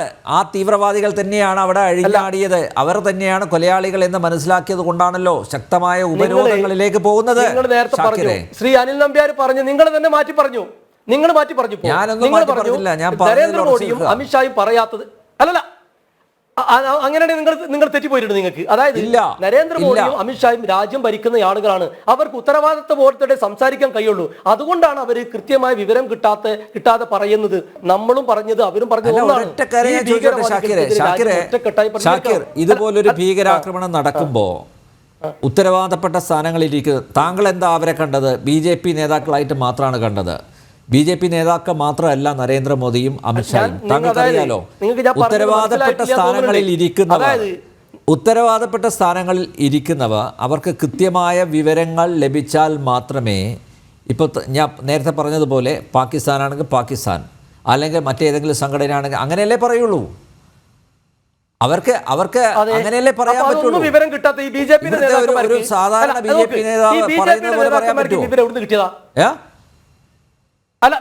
കൂടിയാലോചനകൾക്ക് ശേഷമാണ് പാകിസ്ഥാന്റെ സഹായത്തോടെ ISIയുടെ സപ്പോർട്ടോടുകൂടി ലഷ്കർ-ഇ തോയ്ബയുടെ ഈ ഭീകരവാദികൾ ആക്രമണം നടത്തിയത് എന്ന് കൃത്യമായി വിവരം ലഭിച്ചതിന്റെ അടിസ്ഥാനത്തിലാണല്ലോ ശക്തമായ നടപടികളിലേക്ക് ഭാരതം ഇപ്പോൾ കടക്കുന്നത്. ഓരോ ദിവസവും പുതിയ നിയന്ത്രണങ്ങളാണ് കൊണ്ടുവരുന്നത്. ഷാക്കിർ, നിങ്ങൾ ഒരേ സമയം രണ്ട് കാര്യം പറയരുത്. ഞാനല്ല രണ്ട് കാര്യം പറയാണ്. ഏതെങ്കിലും ഒന്നിൽ ഉറച്ചു നിൽക്കി. നിങ്ങൾ പറയുന്നു പ്രധാനമന്ത്രിയും ആഭ്യന്തരമന്ത്രിയും കേൾക്കി, പ്രധാനമന്ത്രി ആഭ്യന്തര ഉത്തരവാദിത്തപ്പെട്ട സ്ഥാനത്തിരിക്കുന്നവരാണ്. അവർക്ക് എന്തെങ്കിലും കൃത്യമായ തെളിവുകൾ ഇല്ലാണ്ട് പറയാൻ കഴിയില്ല. BJPയുടെ ദേശീയ അധ്യക്ഷൻ പറയുന്ന പോലെ സംസാരിക്കാൻ പറ്റുമോ? അതെ, എനിക്ക് നിങ്ങൾ അത് പറഞ്ഞാൽ മതി. ഇപ്പൊ നിങ്ങൾ വളരെ കൃത്യമാണ്. BJPയുടെ ദേശീയ അധ്യക്ഷനും ഈ വന്നിരിക്കുന്ന ശിവശങ്കറും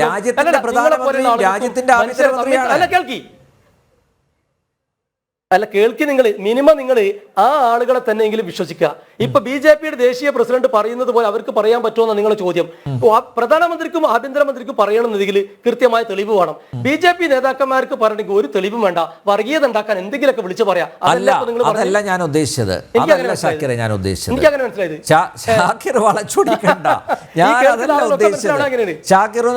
കേൾക്കുന്ന ആളുകൾക്കൊക്കെ മനസ്സിലാവണം. അതാണ് അല്ലല്ല നിങ്ങൾ പറയുന്നു.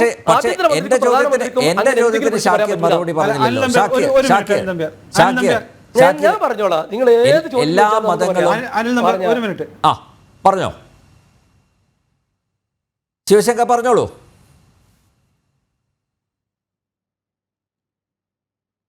അനിൽ നമ്പ്യാർ കേൾക്കാമോ എന്ന് അറിഞ്ഞൂടാ. അദ്ദേഹം ഇപ്പം നിരന്തരം എന്തുകൊണ്ടാണ് പ്രൈം മിനിസ്റ്റർ പറഞ്ഞിട്ടില്ല അല്ലെങ്കിൽ അമിത്ഷാ പറഞ്ഞിട്ടില്ല എന്നുള്ള കാര്യം പറയുന്നു. ഇവർ കാർഗിൽ വാർ നടന്നപ്പോൾ ആ യുദ്ധങ്ങൾ നടന്നത് ഇവിടുത്തെ കേരളത്തിൻ്റെ രാജ്യത്തിൻ്റെയും ഇവിടുത്തെ പ്രശ്നങ്ങൾ കൊണ്ടാണ്, അല്ലെങ്കിൽ ഇന്റേണൽ സെക്യൂരിറ്റി ഇഷ്യൂ കൊണ്ടാണെന്ന് പറഞ്ഞു. അതുപോലെ തന്നെ പുൽവാമ അറ്റാക്ക് വന്നപ്പോൾ ഇവർ പറഞ്ഞത് അത് രാജ്യത്തെ പ്രധാനമന്ത്രി തന്നെ അല്ലെങ്കിൽ അമിത്ഷാ തന്നെ നടത്തിയതാണെന്ന് പറഞ്ഞു. ഇവർക്ക് എവിടെ നിന്ന് വിവരം കിട്ടിയിട്ടാണ് ഇത് പറഞ്ഞത്? എന്തുകൊണ്ടാണ് ഇത് പാകിസ്ഥാനെ കുറിച്ച് പറയുമ്പോൾ ഇത്ര വിഷമം പറയുവാൻ, അത് കാര്യങ്ങൾ പറയുവാനായിട്ട് ാണോ താങ്കൾക്ക് ആർമിയുടെ ചീഫിന്? അല്ലല്ല ഒരു മിനിറ്റ് ഞാൻ പറഞ്ഞു തീരട്ടെ. അംഗീകരിച്ചുകൊണ്ടല്ലോ ഞാൻ പറയട്ടെ. ഇവിടെ ജനാധിപത്യപരമായ ഒരു മര്യാദ ഞാൻ പ്രതീക്ഷിക്കുന്നുള്ളൂ. ഞാനൊരു മര്യാദ നിങ്ങൾ പറഞ്ഞു കഴിഞ്ഞാൽ ഞാൻ നിങ്ങളെ പറയിപ്പിക്കില്ല. ഞാൻ പറഞ്ഞു കഴിയട്ടെ. ഞങ്ങളുടെ മുൻ ഗവർണർ പറഞ്ഞ കാര്യത്തെ ഒരു ശരി മതി. ഇത്ര ഗവർണറെ കേൾക്കുമ്പോൾ, ഗവർണറെ വിശ്വസിക്കുമ്പോൾ നിങ്ങൾക്ക് ആർമി ചീഫിനെ വിശ്വാസമില്ല, അതുപോലെ തന്നെ ഈ പ്രതിരോധ മന്ത്രിയെ വിശ്വാസമില്ലായിരുന്നു, നിങ്ങൾക്ക് കാർഗിലിൻ്റെ വിഷയത്തിലും ആർമി ചീഫിനെ വിശ്വാസമില്ലായിരുന്നു, പ്രധാനമന്ത്രിയെ വിശ്വാസമില്ലായിരുന്നു, അന്നത്തെ പ്രധാനമന്ത്രിയെ. ഇവിടെ സലീം മടവൂരൊക്കെ ഇന്ന് വാജ്പേയിയൊക്കെ ഉയർത്തി പറയുന്നുണ്ട്. നിങ്ങൾ ഈ പറയുമ്പോഴെല്ലാം നിരന്തരമായി നിങ്ങൾ മനസ്സിൽ അറിയാതെ പറയുന്നത് നിങ്ങൾക്ക് ഉണ്ടാകുന്ന ഒരു പ്രത്യേക താല്പര്യത്തെയാണ്. അത് മനസ്സിലാവും, ഞങ്ങൾക്ക് സാധാരണ ജനങ്ങൾക്ക് മനസ്സിലാവും. ഞാൻ അത്രേ ഉദ്ദേശിച്ചിട്ടുള്ളൂ. ഒരു ഇവിടെ നടക്കുന്ന പ്രശ്നങ്ങൾക്ക് കാരണം ഒരു ആർമിയാണ്, ഒരു പാകിസ്ഥാനാണെന്ന് AK ആന്റണി വ്യക്തമായിട്ട് പറഞ്ഞല്ലോ. നിങ്ങൾക്ക് AK ആന്റണി വിശ്വസിച്ചൂടെ? AK ആന്റണി അന്ന് 8 മണിക്കത്തെ പ്രസ്താവനയിൽ കൃത്യമായി പറഞ്ഞിട്ടുണ്ട്, ഞാൻ പ്രതിരോധ മന്ത്രി ആയിരുന്നത് കൊണ്ട് എനിക്കറിയാം ഇതിൻ്റെ പുറകിൽ പാകിസ്ഥാൻ ആർമിയാണ് എന്ന് അദ്ദേഹം വ്യക്തമായിട്ട് പറഞ്ഞില്ലേ? നിങ്ങളുടെ നേതാവല്ലേ, നിങ്ങൾക്ക് അദ്ദേഹത്തെ വിശ്വസിച്ചൂടെ? ഞാൻ പിന്നെ സലീം മടവൂർ ഒരൊറ്റ കാര്യം കൂടെ പറഞ്ഞിട്ട് അവസാനിപ്പിക്കുക. അദ്ദേഹത്തിന് ആർട്ടിക്കിൾ 37 കുറിച്ച് വലിയ സ്നേഹമാണ്, ബഹുമാനമാണ്.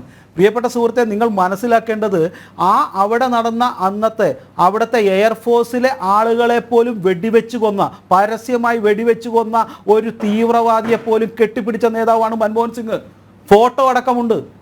ഒരു തീവ്രവാദി സ്വന്തം ആർമി ഓഫീസേഴ്സിനെ വെടിവെച്ച് കൊന്നിട്ട് അദ്ദേഹത്തെ പോലും കെട്ടിപ്പിടിക്കുന്ന ചരിത്രമുണ്ട്. അപ്പോ ഈ ചരിത്രം മനസ്സിലാക്കുമ്പോൾ തീവ്രവാദം ഉണ്ടായിരുന്നില്ല. BJP ആണ് സർ. മൗലാന മസൂദ് അസ്ഹറിനെ പോലെ വലിയൊരു ഭീകരവാദി മാന്യത എന്ന് വെച്ചാൽ ഞങ്ങളൊരു ആരോപണം, താങ്കൾ ആരോപണം ഉന്നയിച്ചപ്പോൾ നിശബ്ദനായിട്ടിരുന്നവനാണ് ഞാൻ. എന്നെ കൊണ്ട് തിരിച്ച് അതേ ശബ്ദത്തിൽ പറയിപ്പിക്കരുത്.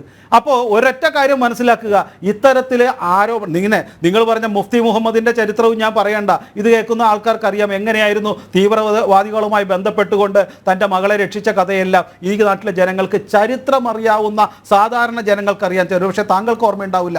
അതുകൊണ്ട് ചരിത്രപരമായി ആർട്ടിക്കിൾ 370 എങ്ങനെയാണ് മാറിയെന്നും അവിടെ ഭരണകൂട കർത്താക്കളുടെ സ്വഭാവം എങ്ങനെയാണ് മാറിയെന്നും ഇവിടുത്തെ ജനങ്ങൾക്കറിയാം. അതുകൊണ്ട് കൃത്യമായി ആർട്ടിക്കിൾ 370 മാത്രമല്ല, അവിടെ ചില ഭരണപരിഷ്കാരങ്ങൾ കൂടി നടന്നു.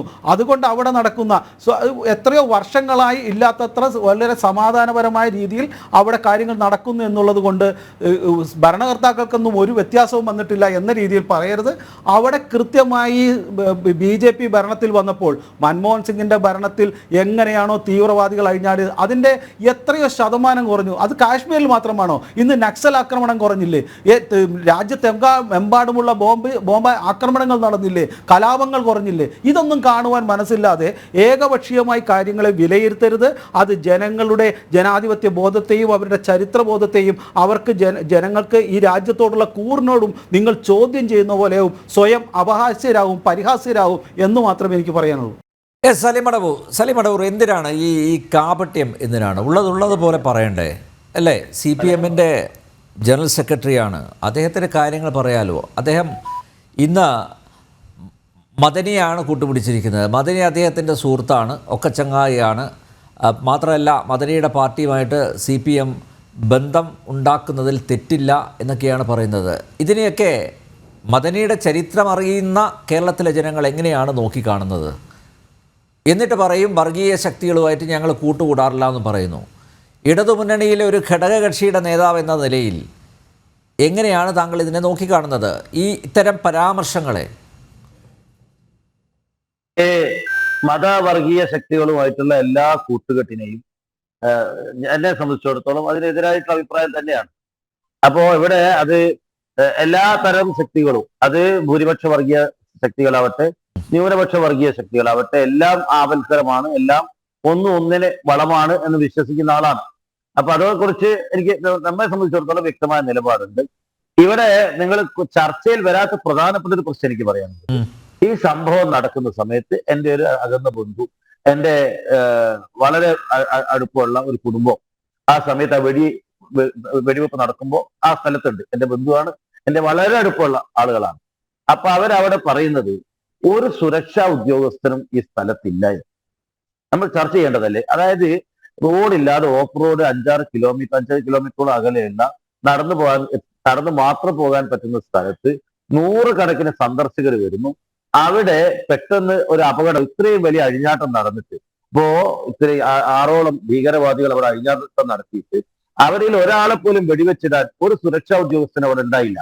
മരിച്ചു വീണ് കിടക്കുന്ന ആളുകൾ, വെടിയേറ്റ് കിടക്കുന്ന ആളുകൾ ഒന്ന് എഴുന്നേറ്റ് ഇരുത്താൻ ഒരു സുരക്ഷാ ഉദ്യോഗസ്ഥനും ഇല്ലായിരുന്നു. അവിടുത്തെ ഈ പോണി കൊണ്ടുകൊണ്ടുവന്ന ആളുകളും അല്ലാത്ത ആളുകളും ഒക്കെയാണ് ചെയ്തത്. എല്ലാവരും ഭയപ്പെട്ട് പരസ്പരം ഓടി, ഇവരൊക്കെ തന്നെ പല വഴിക്കായി. അപ്പൊ ഒരാളും ഉണ്ടായില്ല. എന്താണ് ഇന്ത്യയുടെ ആഭ്യന്തര വകുപ്പ് എല്ലാ സ്ഥലത്തും സുരക്ഷ ഒരുക്കുന്നു എന്ന് പറഞ്ഞിട്ട് ആ സ്ഥലത്ത് ഇത്രയും അഴിഞ്ഞാട്ടം നടത്താൻ എന്തുകൊണ്ട് സാധിച്ചു? അപ്പൊ ഞാൻ ബലമായി വിശ്വസിക്കുന്നു, ഈ സ്ഥലത്തെ ആളുകളൊക്കെ തന്നെ ക്യാമറയിൽ ആ ഭീകരവാദികളുടെ ഏകദേശം രൂപം കിട്ടിയിട്ടുണ്ട്. ആളുകളുടെ അടുത്ത് ഭീകരവാദികളുടെ വീഡിയോ പലതിലും ആളുകളെ ട്രേസ് ചെയ്ത് കിട്ടിയിട്ടുണ്ട്. അത് കിട്ടിയിട്ടില്ലായിരുന്നെങ്കിൽ ആളുകളെ കബളിപ്പിക്കാൻ ഏതെങ്കിലും കുറെ ആളുകളെ വെടിവെച്ച് കൊണ്ടിട്ടോ അല്ലെങ്കിൽ കുറെ ആളെ കൊണ്ടുവരുന്നു. ഇത് യഥാർത്ഥ പ്രതികളെ പിടിക്കേണ്ട ഒരു സാഹചര്യം വന്നു. അതില് എനിക്ക് ക്യാമറയിൽ പിടിച്ചു എന്നുള്ളത് അതിൽ വലിയൊരു ഗൗരവമുള്ള വിഷയമാണ്. അല്ലെങ്കിൽ ഇപ്പോഴേക്ക് ഭീകരവാദിയെ പിടിച്ച് ഏറ്റുമുട്ടലും മരിച്ചു എന്തെങ്കിലുമൊക്കെ ആയിരിക്കും വാർത്ത വരിക. അതല്ല, ഈ യഥാർത്ഥ പ്രതികളെ പിടിക്കേണ്ട ഒരു സാഹചര്യം വന്നിട്ടുണ്ട്. അത് പിടിക്കണം. അത് പാകിസ്ഥാന്റെ അകത്താണെങ്കിൽ അവിടെ സൈന്യം പോയി പിടിക്കണം. ഒരു വിട്ടുവീഴ്ചയും ചെയ്യരുത്. ഇന്ത്യയിലെ നിരപരാധികളെ വെടിവെച്ച് കൊല്ലുന്ന ഭീകരവാദികൾക്ക് ഒരു ദയയും അർഹിക്കുന്നില്ല. അവരെ പിടികൂടണം.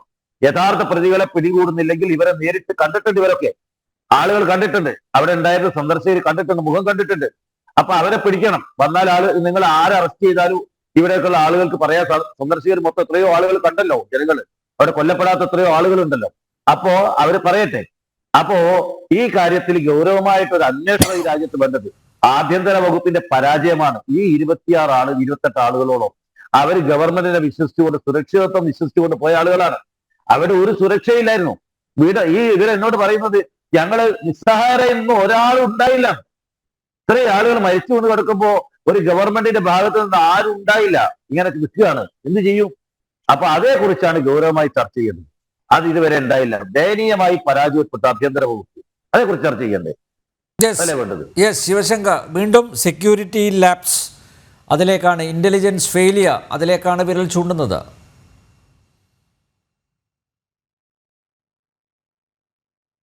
നോക്കൂ, സലീം മടവൂർ വീണ്ടും തൻ്റെ അറിവില്ലായ്മയാണോ അല്ല അദ്ദേഹത്തിന് ഈ കാര്യങ്ങളെക്കുറിച്ച് കാര്യമായി വ്യക്തമായ ഒരു ബോധമില്ല അദ്ദേഹം പറയുന്നില്ല, അതിനെക്കുറിച്ചുള്ള വിവരക്കേട് ആണ് അദ്ദേഹം പറയുന്നത്. നോക്കൂ, അവിടെ ഒന്ന് ആലോചിച്ച് നോക്കൂ. താങ്കൾ തന്നെ അംഗീകരിക്കുന്നുണ്ട്, അല്ലെങ്കിൽ കാശ്മീരിലെ അസംബ്ലിയിൽ തന്നെ പറഞ്ഞിട്ടുണ്ട് 2.5 കോടി ജനങ്ങളാണ് കഴിഞ്ഞ ഒരു വർഷം കാശ്മീരിൽ വന്നതെന്ന്. ഈ 2.5 കോടി ജനങ്ങൾക്ക് മുഴുവൻ ഓരോ സെക്യൂരിറ്റി ഓഫീസറെ, അല്ലെങ്കിൽ 10 പേർക്ക് ഒരു സെക്യൂരിറ്റി ഓഫീസറെ ഇട്ടാൽ എത്ര സെക്യൂരിറ്റി ഓഫീസറെ ഇടേണ്ടി വരും? അങ്ങനെയാണെങ്കിൽ മൂന്നാറിലും ഊട്ടിയിലൊക്കെ താങ്കൾ യാത്ര പോയിട്ടുണ്ടല്ലോ, അവിടെയെല്ലാം എത്ര സെക്യൂരിറ്റി ഓഫീസേഴ്സെ കണ്ടിട്ടുണ്ട്? ഓരോ 25 പേർക്കും 50 പേർക്കും 10 ആർമിക്കാരെ വെച്ചിട്ട് താങ്കൾ എവിടെയെങ്കിലും കണ്ടിട്ടുണ്ടോ? അതാണോ അവിടെ? താങ്കൾ തന്നെ മറ്റൊരു ഭാഷയിൽ പറഞ്ഞു, കാശ്മീരിൽ കുറേ നാളായിട്ട് പൂർണ്ണ സ്വാതന്ത്ര്യമുണ്ട്, അവിടെ വികസനം നടക്കുന്നുണ്ട്, അവിടെ ധാരാളം ആളുകൾ വരുന്നുണ്ട്, 4 മണിക്കൂർ ഇത്തരത്തിലുള്ള വികസനം നടത്തുന്നുണ്ട്. ഒരു മിനിറ്റ് താങ്കൾ അല്ല, അതൊന്നും പ്രശ്നമില്ല, അതൊന്നും സുരക്ഷാ വീഴ്ചയല്ല. ഞാൻ പറഞ്ഞു വരുന്നത്, ഇങ്ങനെ സുരക്ഷാ വീഴ്ച ഒരു പ്രശ്നവും ഇല്ലാത്ത ഒരു സ്ഥലത്ത് കുറേ ആർമി ഓഫീസർ ഇട്ടാൽ അവിടെ ഒരു പിൽഗ്രിം സെൻ്ററായോ അതല്ലെങ്കിൽ ടൂറിസ്റ്റ് പ്ലേസായോ അവർക്ക് സ്വാതന്ത്ര്യമായിട്ട് നടക്കാൻ തോന്നുന്നു? ആർമി ഓഫീസറിനെ ചുറ്റുവിട്ടുകൊണ്ട് അവർക്ക് സുരക്ഷയുണ്ടെന്നാവും, പക്ഷേ അവർക്ക് ഒരു അവരുടെ വിനോദസഞ്ചാരത്തെ അത് ഒരു പൂർണ്ണമായി അംഗീകരിക്കാൻ പറ്റുമോ? അവർക്കത് ആസ്വദിക്കാൻ പറ്റുമോ? അപ്പോൾ ഇതെല്ലാം രണ്ടും ഒരുമിച്ച് നടക്കില്ല. താങ്കൾക്കത് വിനോദസഞ്ചാരത്തെക്കുറിച്ചോ ആർമി ഓഫീസേഴ്സിനെ കുറിച്ചോ ഇത്തരത്തിലുള്ള പ്രവർത്തനത്തെക്കുറിച്ചോ ഒരുപക്ഷെ അറിഞ്ഞുകൊണ്ടായിരിക്കാം. രണ്ടാമത് താങ്കൾ വീണ്ടും പറയുന്നത് അവിടെ കുറച്ചുപേരെ വെടിവെച്ചിട്ട ആളുകൾക്ക് ക്യാമറയിൽ പിടിച്ചിരുന്നു, താങ്കൾ തന്നെ പറഞ്ഞാണ്. അപ്പോൾ അവരുടെ മുഖം അറിയാം, അതുകൊണ്ട് അവരെ തന്നെ പിടിക്കണം, വല്ലവരെയും വെടിവെച്ചിട്ടിട്ട് അവരെ കാണിച്ചുകൊണ്ട് ആർമി തെറ്റിദ്ധരിപ്പിക്കരുത്. വീണ്ടും താങ്കൾക്ക് ഇന്ത്യൻ ആർമിയിലുള്ള അവിശ്വാസം, താങ്കളുടെ രക്തത്തിൽ ഇന്ത്യൻ ആർമിയെ അവിശ്വസിക്കുന്നു എന്ന് നിരന്തരം ഞങ്ങൾക്ക് പറയേണ്ടി വരും. ആർമിയെ വിശ്വാസമില്ല. നോക്കൂ, താങ്കളുടെ നേതാക്കൾ 26/11 കഴിഞ്ഞപ്പോൾ നിങ്ങൾ കുറ്റപ്പെടുത്തിയത് ഹിന്ദുക്കളെയായിരുന്നു. കോൺഗ്രസ് ഹിന്ദുക്കളെ കുറ്റപ്പെടുത്തി 26/14 it is become a Hindu terrorism, Hindu ആതങ്കവാദി എന്നല്ലേ നിങ്ങൾ പറഞ്ഞത്? അതിനുശേഷം പുൽവാമയിൽ നിങ്ങൾ ആർമിയെ കുറ്റപ്പെടുത്തിയില്ലേ? നിങ്ങൾ നിരന്തരം ഇപ്പോഴും കുറ്റപ്പെടുത്തുന്നില്ലേ? ഇപ്പോൾ ഇതാ നിങ്ങൾ നരേന്ദ്രമോദിയെ കുറ്റപ്പെടുത്തുന്നു. നിങ്ങൾക്ക് നിരന്തരം കുറ്റപ്പെടുത്തുവാനായിട്ട് ഇത്തരത്തിൽ ഹിന്ദുക്കളെ വേണം, അല്ലെങ്കിൽ നരേന്ദ്രമോദിയെ വേണം, അതല്ലെങ്കിൽ ആർമിയെ വേണം. നിങ്ങൾക്കൊരിക്കലും പാകിസ്ഥാന് നേരെയോ അല്ലെങ്കിൽ ഇത്തരത്തിലുള്ള തീവ്രവാദ പ്രവർത്തനം നടത്തുന്ന ഈ ദുഷ്ടരായ പിശാചുക്കളുടെ നേരെയോ അവരുടെ പേരോ പറയാൻ നിങ്ങൾക്ക് ധൈര്യമില്ല. അത് അങ്ങ് പി ചിദംബരമായാലും അതുപോലെ തന്നെ ഷിൻഡെ ആയാലും അതുപോലെ തന്നെ ദിഗ്വിജയ് സിംഗ് ആയാലും ഇന്ന് നിങ്ങളുടെ കേന്ദ്രത്തിലെ മരുമോനായാലും കേരളത്തിലെ മരുമോനായാലും ബേബി ആയാലും കുറച്ചുകൂടി വലിയ ബേബി ആയാലും മുഴുത്ത ആളായാലും ഒന്നും നിങ്ങൾക്ക് ഇന്ന് കൃത്യമായി ഒരു ആർമിയെക്കുറിച്ച് പറയാൻ കഴിഞ്ഞില്ല. അപ്പം ചോദിക്കുന്നത് പ്രധാനമന്ത്രി പറഞ്ഞില്ലല്ലോ, അമിത്ഷാ പറഞ്ഞില്ലല്ലോ എന്ന്. എന്നാൽ ഈ എൻ്റെ പ്രധാനമന്ത്രിയെയും അമിത്ഷയെയും കുറിച്ച് ഇത്രയേറെ ജാഗ്രതയുള്ളവർ അവർ പറയുന്ന ഭാഷ ഈ മുസ്ലിം ലീഗിൻ്റെ നേതാവ് പറയാൻ തയ്യാറുണ്ടോ? പാകിസ്ഥാനെതിരെ ശക്തമായ നടപടി എടുക്കണമെന്നുള്ള രീതിയിൽ പറയേണ്ട അദ്ദേഹം എടുക്കുന്ന നടപടിയെ പൂർണ്ണമായി പിന്തുണയ്ക്കുന്നു. ഈ നദീജല തർക്കത്തിൽ ഇനി മറ്റൊരു പ്രശ്നം ഉണ്ടാകുന്നതുവരെ വെള്ളം കൊടുക്കരുത് എന്നാണ് മുസ്ലിം ലീഗിൻ്റെ അഭിപ്രായം എന്ന് പറയാൻ ധൈര്യമുണ്ടോ നിങ്ങൾക്ക്? അതുപോലെ തന്നെ ഇത്തരത്തിലുള്ള ആക്രമണം ഉണ്ടായാൽ അങ്ങ് കടന്നു കയറി ആക്രമിക്കണമെന്ന് പറയാൻ മുസ്ലിം ലീഗിൻ്റെ നേതാവിന് ധൈര്യമുണ്ടോ? അതല്ലെങ്കിൽ അതിൻ്റെ കുറ്റവാളിയാണ് അവിടുത്തെ ഈ ഓരോ തീവ്രവാദിയുടെ നേതാവായ പാകിസ്ഥാനിലെ ഓരോ പേരുകളും പലരും മരിച്ചുപോയി മറ്റു പല കാരണങ്ങൾ കൊണ്ട് അജ്ഞാതരുടെ വെടിയേറ്റും മരിക്കുന്നു, ഇനിയും അത് സംഭവിച്ചേക്കാം. പക്ഷേ ഇത്തരത്തിൽ തീവ്രവാദ ആക്രമണത്തിന് പിന്തുണ നൽകുന്ന നേതാക്കളുടെ പേര് പറഞ്ഞുകൊണ്ട് അവരെ അവിടെ കയറി വെടിവെച്ച് കൊല്ലുകയാണെന്ന് പറയാൻ വേണ്ട ധൈര്യം ഇന്നത്തെ മുസ്ലിം ലീഗ് നേതാവിനോ ഇവിടെ ഇരിക്കുന്നവരുടെ പ്രതിനിധിക്കുണ്ടോ? അപ്പോൾ നിങ്ങൾ സൂചിപ്പിക്കുന്നത് നിങ്ങൾക്ക് നിരന്തരമായി പ്രധാനമന്ത്രിയെയോ അമിത്ഷയോ കുറ്റം പറഞ്ഞുകൊണ്ട് രക്ഷപ്പെടാം. മടവൂരിനെ ആർമി തെറ്റ് ചെയ്യുന്നു എന്ന് ഭയന്നുകൊണ്ട് കുറ്റം അങ്ങോട്ടാക്കാം. പക്ഷെ നിരന്തരമായി നിങ്ങൾ കുറ്റം പറഞ്ഞത്, നിങ്ങൾ നേതാക്കൾ കുറ്റം പറഞ്ഞിരുന്നത് 26/11 നിങ്ങൾ ഹിന്ദുക്കളെ കുറ്റം പറഞ്ഞു. അതിനുശേഷം പുൽവാമയിൽ ആർമിയെ നിരന്തരം ഇപ്പോഴും കുറ്റം പറയുന്നു. ഇപ്പോൾ ഇതാ നരേന്ദ്രമോദിയെ കുറ്റം പറയുന്നു. ജനങ്ങൾക്ക് മനസ്സിലാവും നിങ്ങൾ എന്താണ് ഉദ്ദേശിക്കുന്നതെന്നും നിങ്ങളുടെ കൂറെവിടെയാണെന്നും നിങ്ങളുടെ ആത്മാർത്ഥമായ ആഗ്രഹം എന്താണെന്നും ഇത് കേൾക്കുന്ന ജനങ്ങൾക്ക് മനസ്സിലാവും. ഒരു സംശയവുമില്ല. അതുകൊണ്ട് ആർമിയെ കുറ്റം പറയുന്ന, നരേന്ദ്രമോദിയെ കുറ്റം പറയുന്ന, കാർഗിൽ വാർ മുതൽ നിങ്ങളുടെ സ്വഭാവം എന്താണെന്ന് ജനങ്ങൾക്ക് മനസ്സിലായി. നിങ്ങളുടെ ആഗ്രഹം ഇവിടെ കലാപങ്ങൾ ഉണ്ടാവുക, ഇവിടെ പ്രതിഷേധങ്ങൾ ഉണ്ടാകുക, ഒരു നല്ല വിനോദസഞ്ചാര കേന്ദ്രങ്ങളിൽ വികസനം ഉണ്ടാകുമ്പോൾ അവിടെയെല്ലാം ഇത്തരത്തിലുള്ള അക്രമികളെ പറഞ്ഞു വിട്ടുകൊണ്ട് ഇന്ത്യയെ തകർക്കുക എന്നുള്ളതാണ് നിങ്ങളുടെ ലക്ഷ്യമെന്ന് സാധാരണ ജനങ്ങൾക്ക് മനസ്സിലാവും. അക്കാര്യത്തിൽ ഒരു തർക്കവുമില്ല. ഓക്കെ, ഷാക്കിർ, പാകിസ്ഥാനെ തള്ളിപ്പറയാൻ ഷാക്കിർ തയ്യാറാകുമോ? പാക് സ്പോൺസേഡ് ടെററിസം ആണ് കശ്മീരിൽ നടന്നത് എന്ന് പറയാനുള്ള ആർജവം, കെൽപ്പ് ഷാക്കിറിനുണ്ടോ? അത് കേൾക്കാൻ എനിക്ക് താല്പര്യമുണ്ട്. നരേന്ദ്രമോദിക്കും അമിത്ഷാക്കും അക്കാര്യത്തിൽ തൻ്റെ ഇടം ഉണ്ടായിട്ടില്ല. ഞങ്ങളുടെ അഭിപ്രായത്തിൽ അങ്ങനെയാണെങ്കിൽ ഞാൻ പറഞ്ഞല്ലോ, നമ്മൾ കൃത്യമായി പറഞ്ഞു, ഇന്ത്യ രാജ്യത്ത് ഞാൻ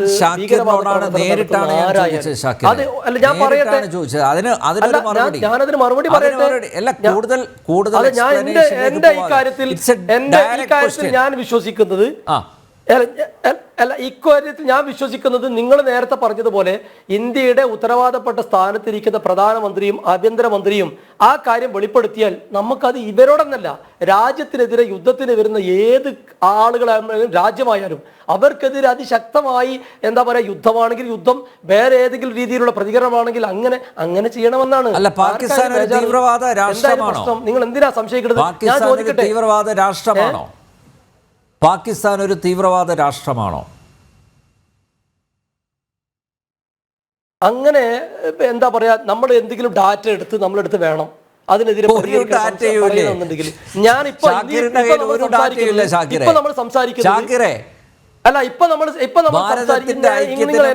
അഖണ്ഡതയ്ക്കും അതുപോലെ ഭാരതത്തിന്റെ സുരക്ഷയ്ക്കും നിരന്തരം ഭീഷണി ഉയർത്തുന്ന, നിരന്തരം നമുക്കറിയാലോ നമ്മുടെ അതിർത്തികളിൽ പട്ടാളക്കാരെയൊക്കെ സമ്മതിക്കണം, വലിയ സെല്യൂട്ട് കൊടുക്കണം, നിരന്തരം ഉപദ്രവിക്കുന്ന, കടന്നു കയറുന്ന, അതിനൊക്കെ എല്ലാ തരത്തിലുള്ള പ്രചോദനം നൽകുന്ന പാകിസ്ഥാൻ മതഭീകരത കൊണ്ടു നടക്കുന്ന ഒരു ടെററിസ്റ്റ് സ്റ്റേറ്റാണ് എന്ന് പറയാനുള്ള ആർജവം പോലും ഷാക്കിറിനില്ല.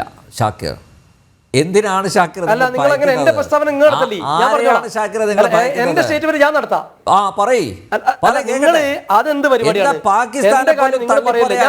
എന്തുകൊണ്ടാണ് ഷാക്കിർ തയ്യാറാവാത്തത്? ഷാക്കിർ ഒരു ഭാഗത്ത് പറഞ്ഞല്ലോ, ഷാക്കിറെ വലിയ ദേശസ്നേഹത്തെ കുറിച്ച് താങ്കൾ പറഞ്ഞല്ലോ പാകിസ്ഥാൻ ഭീകരവാദവുമായിട്ട് മുന്നോട്ട് പോകുന്ന ഒരു രാജ്യമാണ് പാകിസ്ഥാൻ എന്നതിന് എന്താ തെളിവ് എന്നാണ് ചോദിച്ചിരിക്കുന്നത് ഷാക്കിർ. തെളിവുകൾ വേണോ? അങ്ങനെയല്ലേ പറഞ്ഞത് ഷാക്കിർ, അങ്ങനെയല്ലേ പറഞ്ഞത്? എന്താ തെളിവ് എന്നാ ചോദിച്ചത്? അല്ല, നിങ്ങൾ ഞാൻ പറയല്ലേ പ്ലീസ്, ഞാൻ പറഞ്ഞുതരാം. നിങ്ങൾ എന്നെ സംസാരിക്കാൻ സമ്മതിക്കണം, അതാണ് മര്യാദ. നിങ്ങൾ ചോദിച്ച ചോദ്യത്തിന് ഞാൻ ഉത്തരം നൽകാം, അത് കഴിഞ്ഞിട്ട് നിങ്ങൾ ഇടപെട് പ്ലീസ്.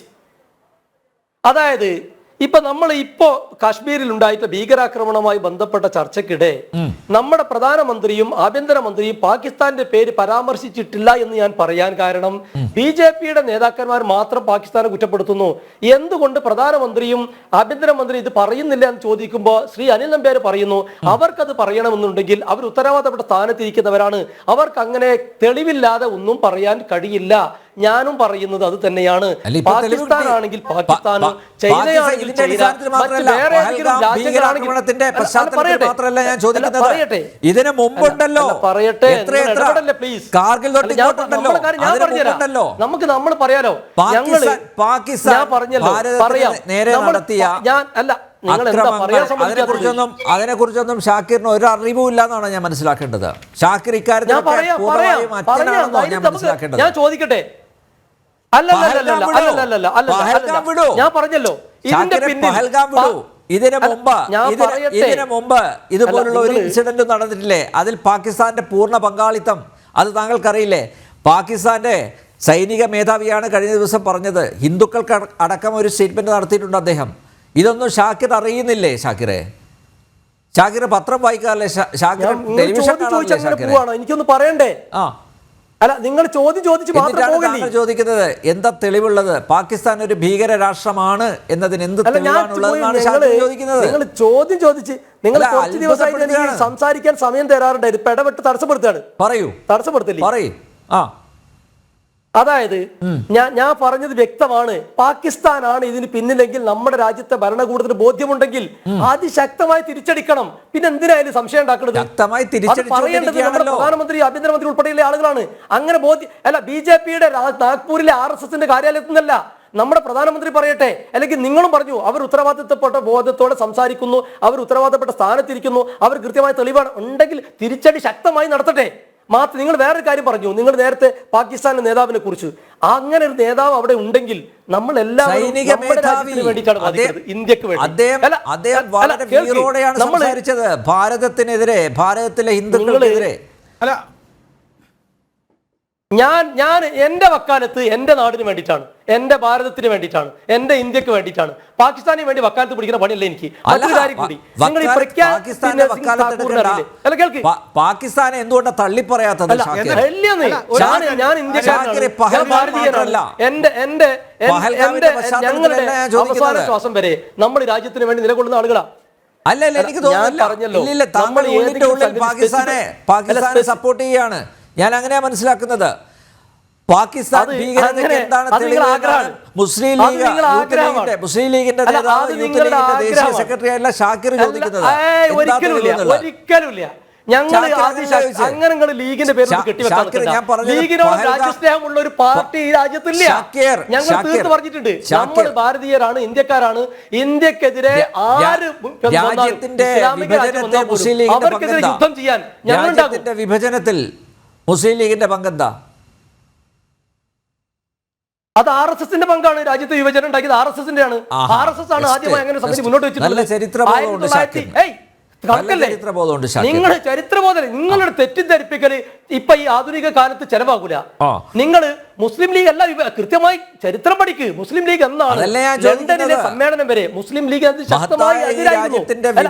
ഇന്ത്യ വിഭജനത്തിന് അവസാന സമയം വരെ മുഹമ്മദ് അലി ജിന്ന ലണ്ടനിൽ പോയപ്പോ നോക്ക്, നിങ്ങൾ ചർച്ച പഠിച്ചിരിക്കുന്നു.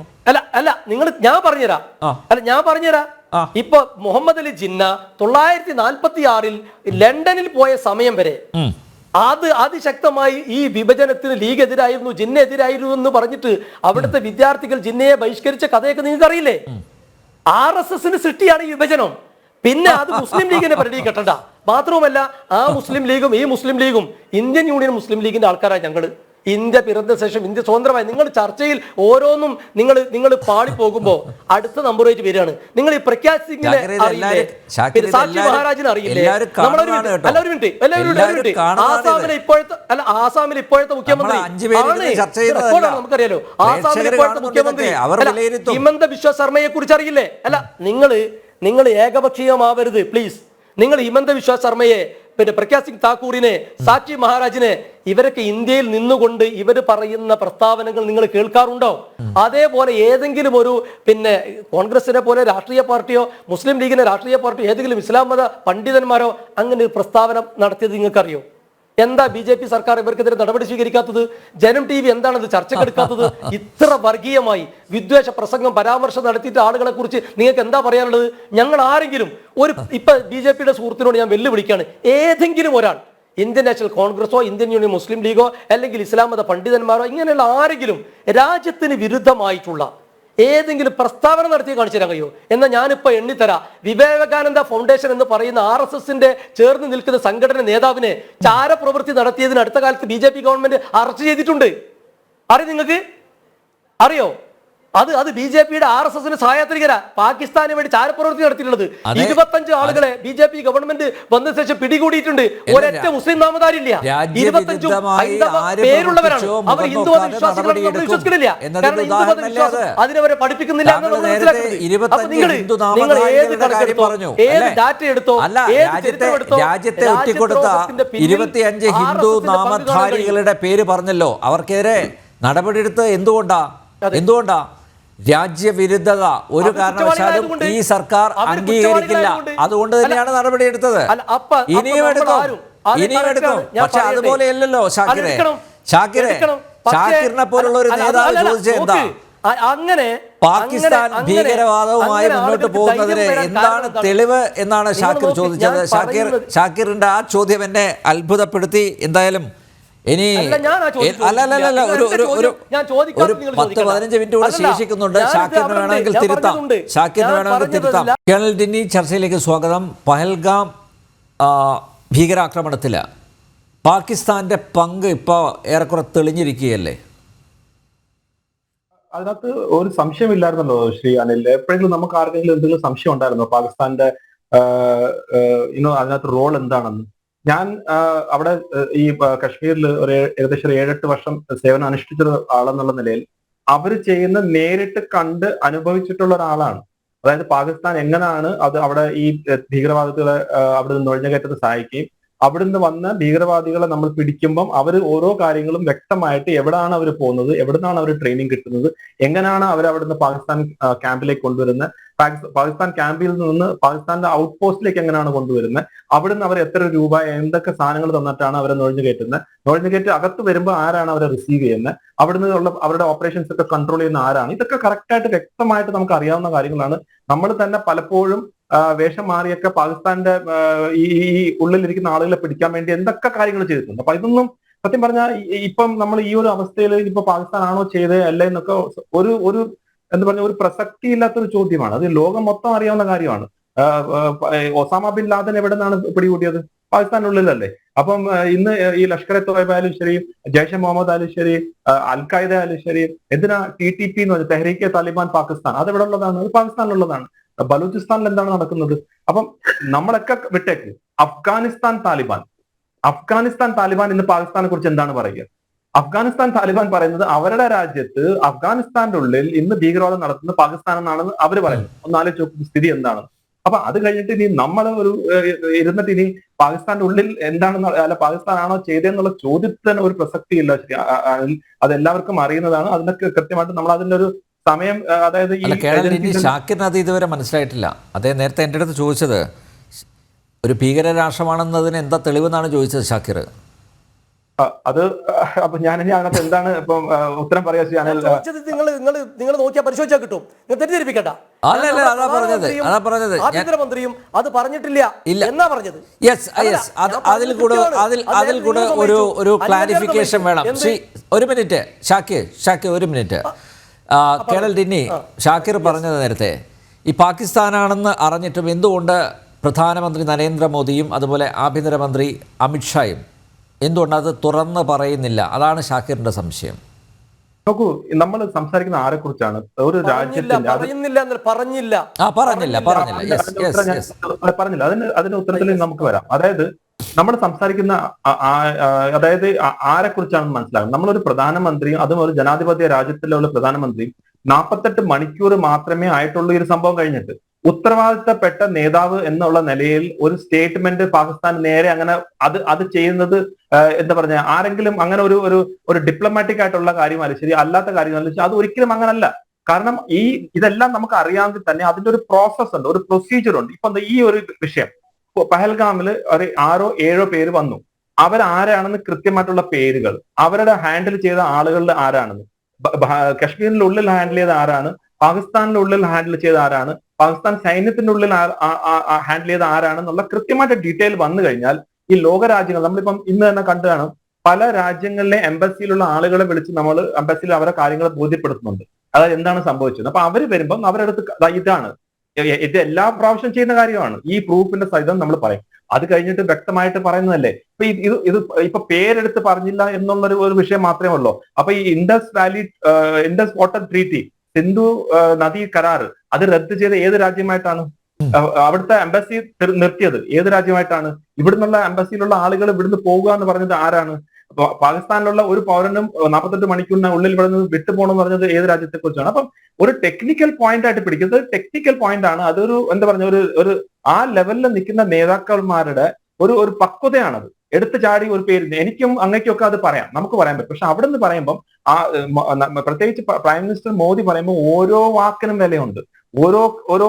ഇന്നിപ്പോ അദ്ദേഹം പറഞ്ഞതിനും ഒരു വിലയുണ്ട്, ഒരു മെസ്സേജ് ഉണ്ട്, ഒരു അർത്ഥമുണ്ട്. അത് എത്തേണ്ടുള്ള സ്ഥലത്ത് എത്തിക്കാണുകയും ചെയ്യും. അപ്പൊ നമ്മൾ ഒരു ടെക്നിക്കൽ ആയിട്ടുള്ള ഇഷ്യൂവിൽ പിടിച്ചത് കാര്യമില്ല. അതെനിക്ക് തോന്നുന്നു ഇതിനെ ഞാൻ വേറൊന്നുമല്ല ശ്രീ അനിൽ നമ്പ്യാർ, ഞാനും ബഹുമാനപ്പെട്ട ശ്രീ കുഞ്ഞാലിക്കുട്ടി സാഹിബും ഇന്നലെ ഒരു ചർച്ചയിൽ മാതൃഭൂമിയാണെന്ന് തോന്നുന്നു ഞങ്ങൾ ഒരുമിച്ചുണ്ടായിരുന്നു. ബഹുമാനപ്പെട്ട ശ്രീ കുഞ്ഞാലിക്കുട്ടി സാഹിബ് വന്ന് വളരെ വ്യക്തമായിട്ട് പറഞ്ഞു, ഈ ഭീകരവാദികൾ പാകിസ്ഥാനിൽ നിന്ന് വന്നിട്ടുള്ള അവരെ ശക്തമായിട്ട് അപലപിക്കുന്നു, നമ്മളെ ഭാരതം എന്തൊക്കെ നടപടി ചെയ്യണം എന്ന് ഉള്ള വളരെ ഓപ്പൺ ആയിട്ടാണ് അദ്ദേഹം പറഞ്ഞത്. അതാണ് ഞാൻ നേരത്തെ പറഞ്ഞത്. ഇല്ല ഷാക്കിർ പറഞ്ഞില്ല. ഷാക്കിർ പാകിസ്ഥാൻ ഒരു അക്ഷരം മിണ്ടിയില്ല. ഇല്ല ഷാക്കിർ തെറ്റിദ്ധരിപ്പിക്കരുത്. കുഞ്ഞാലിക്കുട്ടി പി കെ കുഞ്ഞാലിക്കുട്ടി കാണിച്ച ആ ധൈര്യം പോലും സി കെ ഷാക്കിർ കാണിച്ചില്ല. ഇല്ല, താങ്കൾ പറഞ്ഞില്ല ഷാക്കിർ. പാകിസ്ഥാനെ തള്ളിപ്പറയില്ല, അത് 100% സത്യമാണ്. നമുക്ക് പരിശോധിക്കാലോ, ഈ സംവാദം കഴിഞ്ഞ് പരിശോധിക്കാലോ ഷാക്കിറെ. പാകിസ്ഥാനെ കുറിച്ച് ഞാൻ ചോദിച്ചപ്പോ ഷാക്കിർ എന്താ പറഞ്ഞത്? ഒരു ഭീകര രാഷ്ട്രമാണ് എന്നതിന് എന്താ തെളിവാണെന്ന് ചോദിച്ചത്. ഇല്ല ഷാക്കിർ തെറ്റിദ്ധരിപ്പിക്കരുത്. ഷാക്കിർ വരാം. കേണൽ ഡിന്നിയുടെ സമയമാണ്. പ്ലീസ് കേണൽ ഡിന്നിയുടെ സമയമാണ്. കേണൽ ഡിന്നി തുടരാം. ഇല്ല, കേണൽ ഡിന്നി തുടരട്ടെ. ഞാൻ പറയട്ടെ, മനസ്സിലായി, അത് കുഴപ്പമില്ല. അത് അദ്ദേഹം അങ്ങ് പറഞ്ഞു നമ്മുടെ നേതാക്കന്മാർ പറഞ്ഞു, അത് തന്നെയാണ്, അതിന് മാറ്റില്ല. ദുഷ്ടലാക്ക് അത് വെളിച്ചത്ത് കൊണ്ടുവരാൻ അതല്ല വിഷയം, മുത്തലാഖല്ല ഇപ്പൊ വിഷയം. അത് നമുക്ക് വിശദമായി ചർച്ച ചെയ്യാം പിന്നീട്. ഓക്കെ, അപ്പൊ ഇത് ഞാൻ പറഞ്ഞെന്ന് വെച്ചാൽ ഇന്ന് പറയട്ടെന്ന് ഷാക്കിറെ, മുത്തലാഖല്ല പറയട്ടെ. അപ്പം ഞാൻ പറഞ്ഞെന്ന് വെച്ചാൽ രാജ്യത്തിലുള്ള എല്ലാവരും, അതായത് ഒന്നോ രണ്ടോ കുറച്ച് പേര് അത് തുറന്നു പറഞ്ഞാൽ തന്നെ എനിക്ക് തോന്നുന്നു പൗരബോധമുള്ളത് രാജ്യസ്നേഹികളായിട്ടുള്ള എല്ലാവരും ഇന്ന് അതാണ് ഇന്ന് പ്രധാനമന്ത്രി മോദിയും പറഞ്ഞത്. അതായത് 140 കോടി ആളുകളുടെ ആ ഒരു സ്വരമാണ് അദ്ദേഹം പറയുന്നത്. അപ്പൊ എനിക്ക് തോന്നുന്നു ഇന്ന് എന്താണോ പാകിസ്ഥാൻ ഹലോ പറഞ്ഞോളൂ, എന്താണ് പാകിസ്ഥാൻ ആഗ്രഹിച്ചത്? ഈ മതം നോക്കി അവിടെ ഓരോരുത്തരെ തെരഞ്ഞു പിടിച്ച് അവരെ വധിച്ചത് കൃത്യമായിട്ട് ഭാരതത്തിനുള്ളിൽ രണ്ട് മതങ്ങളും തമ്മിൽ, അല്ലെ 2-3 മതങ്ങളും തമ്മിൽ പ്രശ്നം ഉണ്ടാക്കണം എന്നുള്ള ഒരു ഉദ്ദേശമുണ്ട്.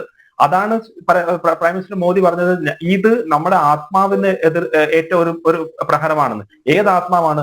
ഇവിടെ എല്ലാവരും ഒരുമിച്ച് താമസിക്കുന്ന, ഒരുമിച്ച് ജീവിക്കുന്ന, ഒരേ രീതിയിൽ ജീവിക്കുന്നത്. ഇനിയിപ്പം Pakistan army chief general Asim Munir എന്ത് വേണമെങ്കിലും പറഞ്ഞോട്ടെ, അതായത് ഭാരതവും പാകിസ്ഥാനും വ്യത്യസ്തമാണ്, അല്ലെങ്കിൽ ഹിന്ദു മുസ്ലിങ്ങൾ വ്യത്യസ്തമാണ്, അങ്ങനെ ഒരിക്കലും അവർക്ക് യോജിക്കാൻ പറ്റില്ല. അതൊന്നും അല്ല ഭാരതത്തിന്റെ കഥ.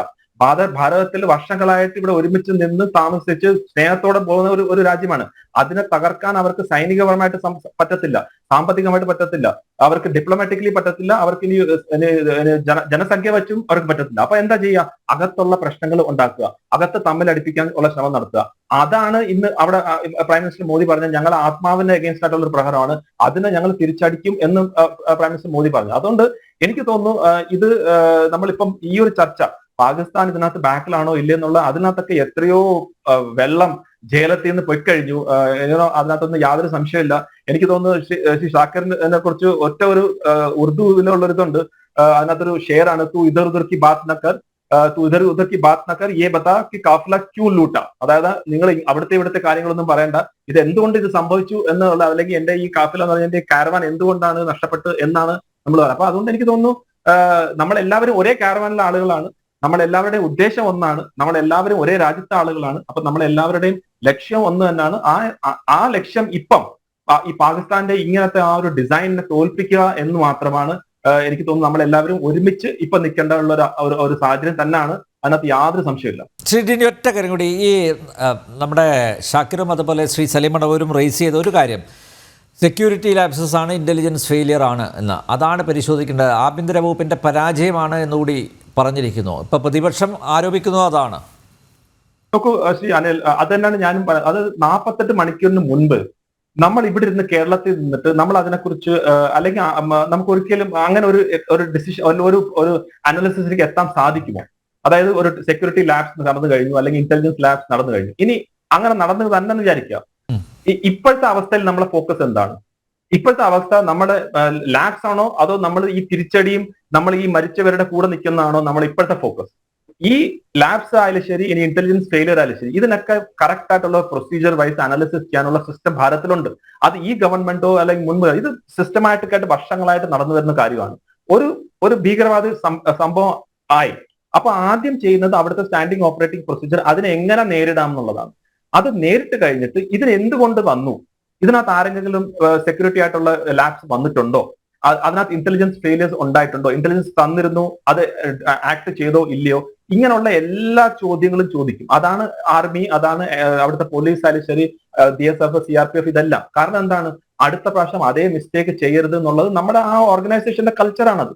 അപ്പൊ അത് നടക്കും, അതിനകത്ത് യാതൊരു സംശയമില്ല. ഇപ്പൊ പുൽവാമ കഴിഞ്ഞിട്ടും നടന്നു. പുൽവാമയിലും എന്തൊക്കെ ഫോൾട്ട് ആരുടെയൊക്കെ ഭാഗത്ത് ഉണ്ടായിരുന്നു, ലോക്കൽ ആയിട്ടുള്ള ഫോൾട്ടാണോ, ടാക്ടിക്കൽ ലെവലിലുള്ള ഫോൾട്ടാണോ, ഇന്റലിജൻസിന്റെ ഫോൾട്ടാണോ, ഇതെല്ലാം പഠിക്കും. പഠിച്ചു കഴിഞ്ഞിട്ട് അതിന്റെ ഇന്റലിജൻസിന്റെ അതിന്റെ ബേസിസിൽ അടുത്ത പ്രാവശ്യം ആ മാറ്റങ്ങൾ കൊണ്ടുവരും. അതുപോലെ തന്നെ ആരെങ്കിലും ഭാഗത്ത് ഇതിനു വേണ്ടിയുള്ള അവരുടെ റോള് അവർ കൃത്യമായിട്ട് ചെയ്തിട്ടില്ലെങ്കിൽ അവർക്ക് തക്കമായിട്ടുള്ള ആക്ഷൻ എടുക്കാറുണ്ട്. എത്രയോ പേര് എനിക്കറിയാവുന്ന തന്നെ എത്രയോ ആർമി ഓഫീസേഴ്സിന്റെ അതായത് അവരുടെ കരിയർ ചീത്തായിട്ടുണ്ട്. ചെറിയ മിസ്റ്റേക്കിന് തന്നെ അവർക്ക് അവരുടെ കരിയർ വളരെ നല്ല രീതിയിൽ ചെയ്തുകൊണ്ടിരിക്കുന്ന കാര്യം ഒരൊറ്റ ചെറിയ മിസ്റ്റേക്ക് കാരണം അവർ റൈറ്റ് ഓഫ് ആണ്. അവരെ പിന്നീട് അവർക്ക് പ്രൊമോഷൻ ഇല്ല, വേറെ ഒരു കാര്യമില്ല. എത്ര കേസുകൾ അറിയാം. അപ്പൊ അതുകൊണ്ട് അതൊരു പ്രൊസീജിയറാണ്. ഇപ്പോഴത്തെ നമ്മുടെ അവസ്ഥ എന്താണ്, ഇപ്പോഴത്തെ നമ്മുടെ സാഹചര്യം എന്താണ്? ഇപ്പോഴത്തെ സാഹചര്യം നമ്മുടെ രാജ്യം ഒറ്റക്കെട്ടായിട്ട് നിൽക്കുക. 48 മണിക്കൂർ ആയതേ ഉള്ളൂ ഇപ്പം ഈ ഒരു വിഷയം വന്നിട്ട്. അതിനെ നമ്മൾ ഹാൻഡിൽ ചെയ്യുക. അത് കഴിഞ്ഞിട്ട് ഈ കാര്യങ്ങളെല്ലാം ചർച്ച ചെയ്യണം. ഞാൻ ചോദ്യങ്ങൾ ചോദിക്കേണ്ട എന്നൊന്നും ഞാൻ പറയുന്നില്ല. ചോദ്യങ്ങൾ ചോദിക്കണം, പ്രതിപക്ഷം ചോദ്യങ്ങൾ ചോദിക്കുക തന്നെ വേണം. പക്ഷെ അതിനൊരു സമയവും സന്ദർഭവും ഉണ്ടെന്ന് മാത്രമാണ്.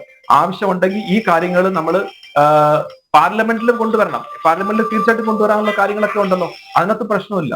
പാർലമെന്റിൽ വെക്കേണ്ട കാര്യങ്ങൾ പാർലമെന്റിൽ വെക്കണം, സീക്രട്ട് ആയിട്ട് ഇരിക്കേണ്ട കാര്യങ്ങൾ സീക്രട്ട് ആയിട്ട് തന്നെ ഇരിക്കണം, ആക്ഷൻ എടുക്കേണ്ട കാര്യങ്ങൾ ആക്ഷൻ എടുക്കണം. പക്ഷെ ഇതിന് ഒരു സമയം സന്ദർഭം ഉണ്ടെന്നും കൂടി ഒരിക്കൽ കൂടി ഞാൻ അടിവരായിട്ട് പറയാൻ ആഗ്രഹിക്കുകയാണ്. Okay Shivashankar, back to Kerala. നമ്മൾ ബേബിയിലും സതീശനിലൊക്കെയാണ് തുടങ്ങിയത്, അവസാനിപ്പിക്കാം നമുക്ക് പെട്ടെന്ന്.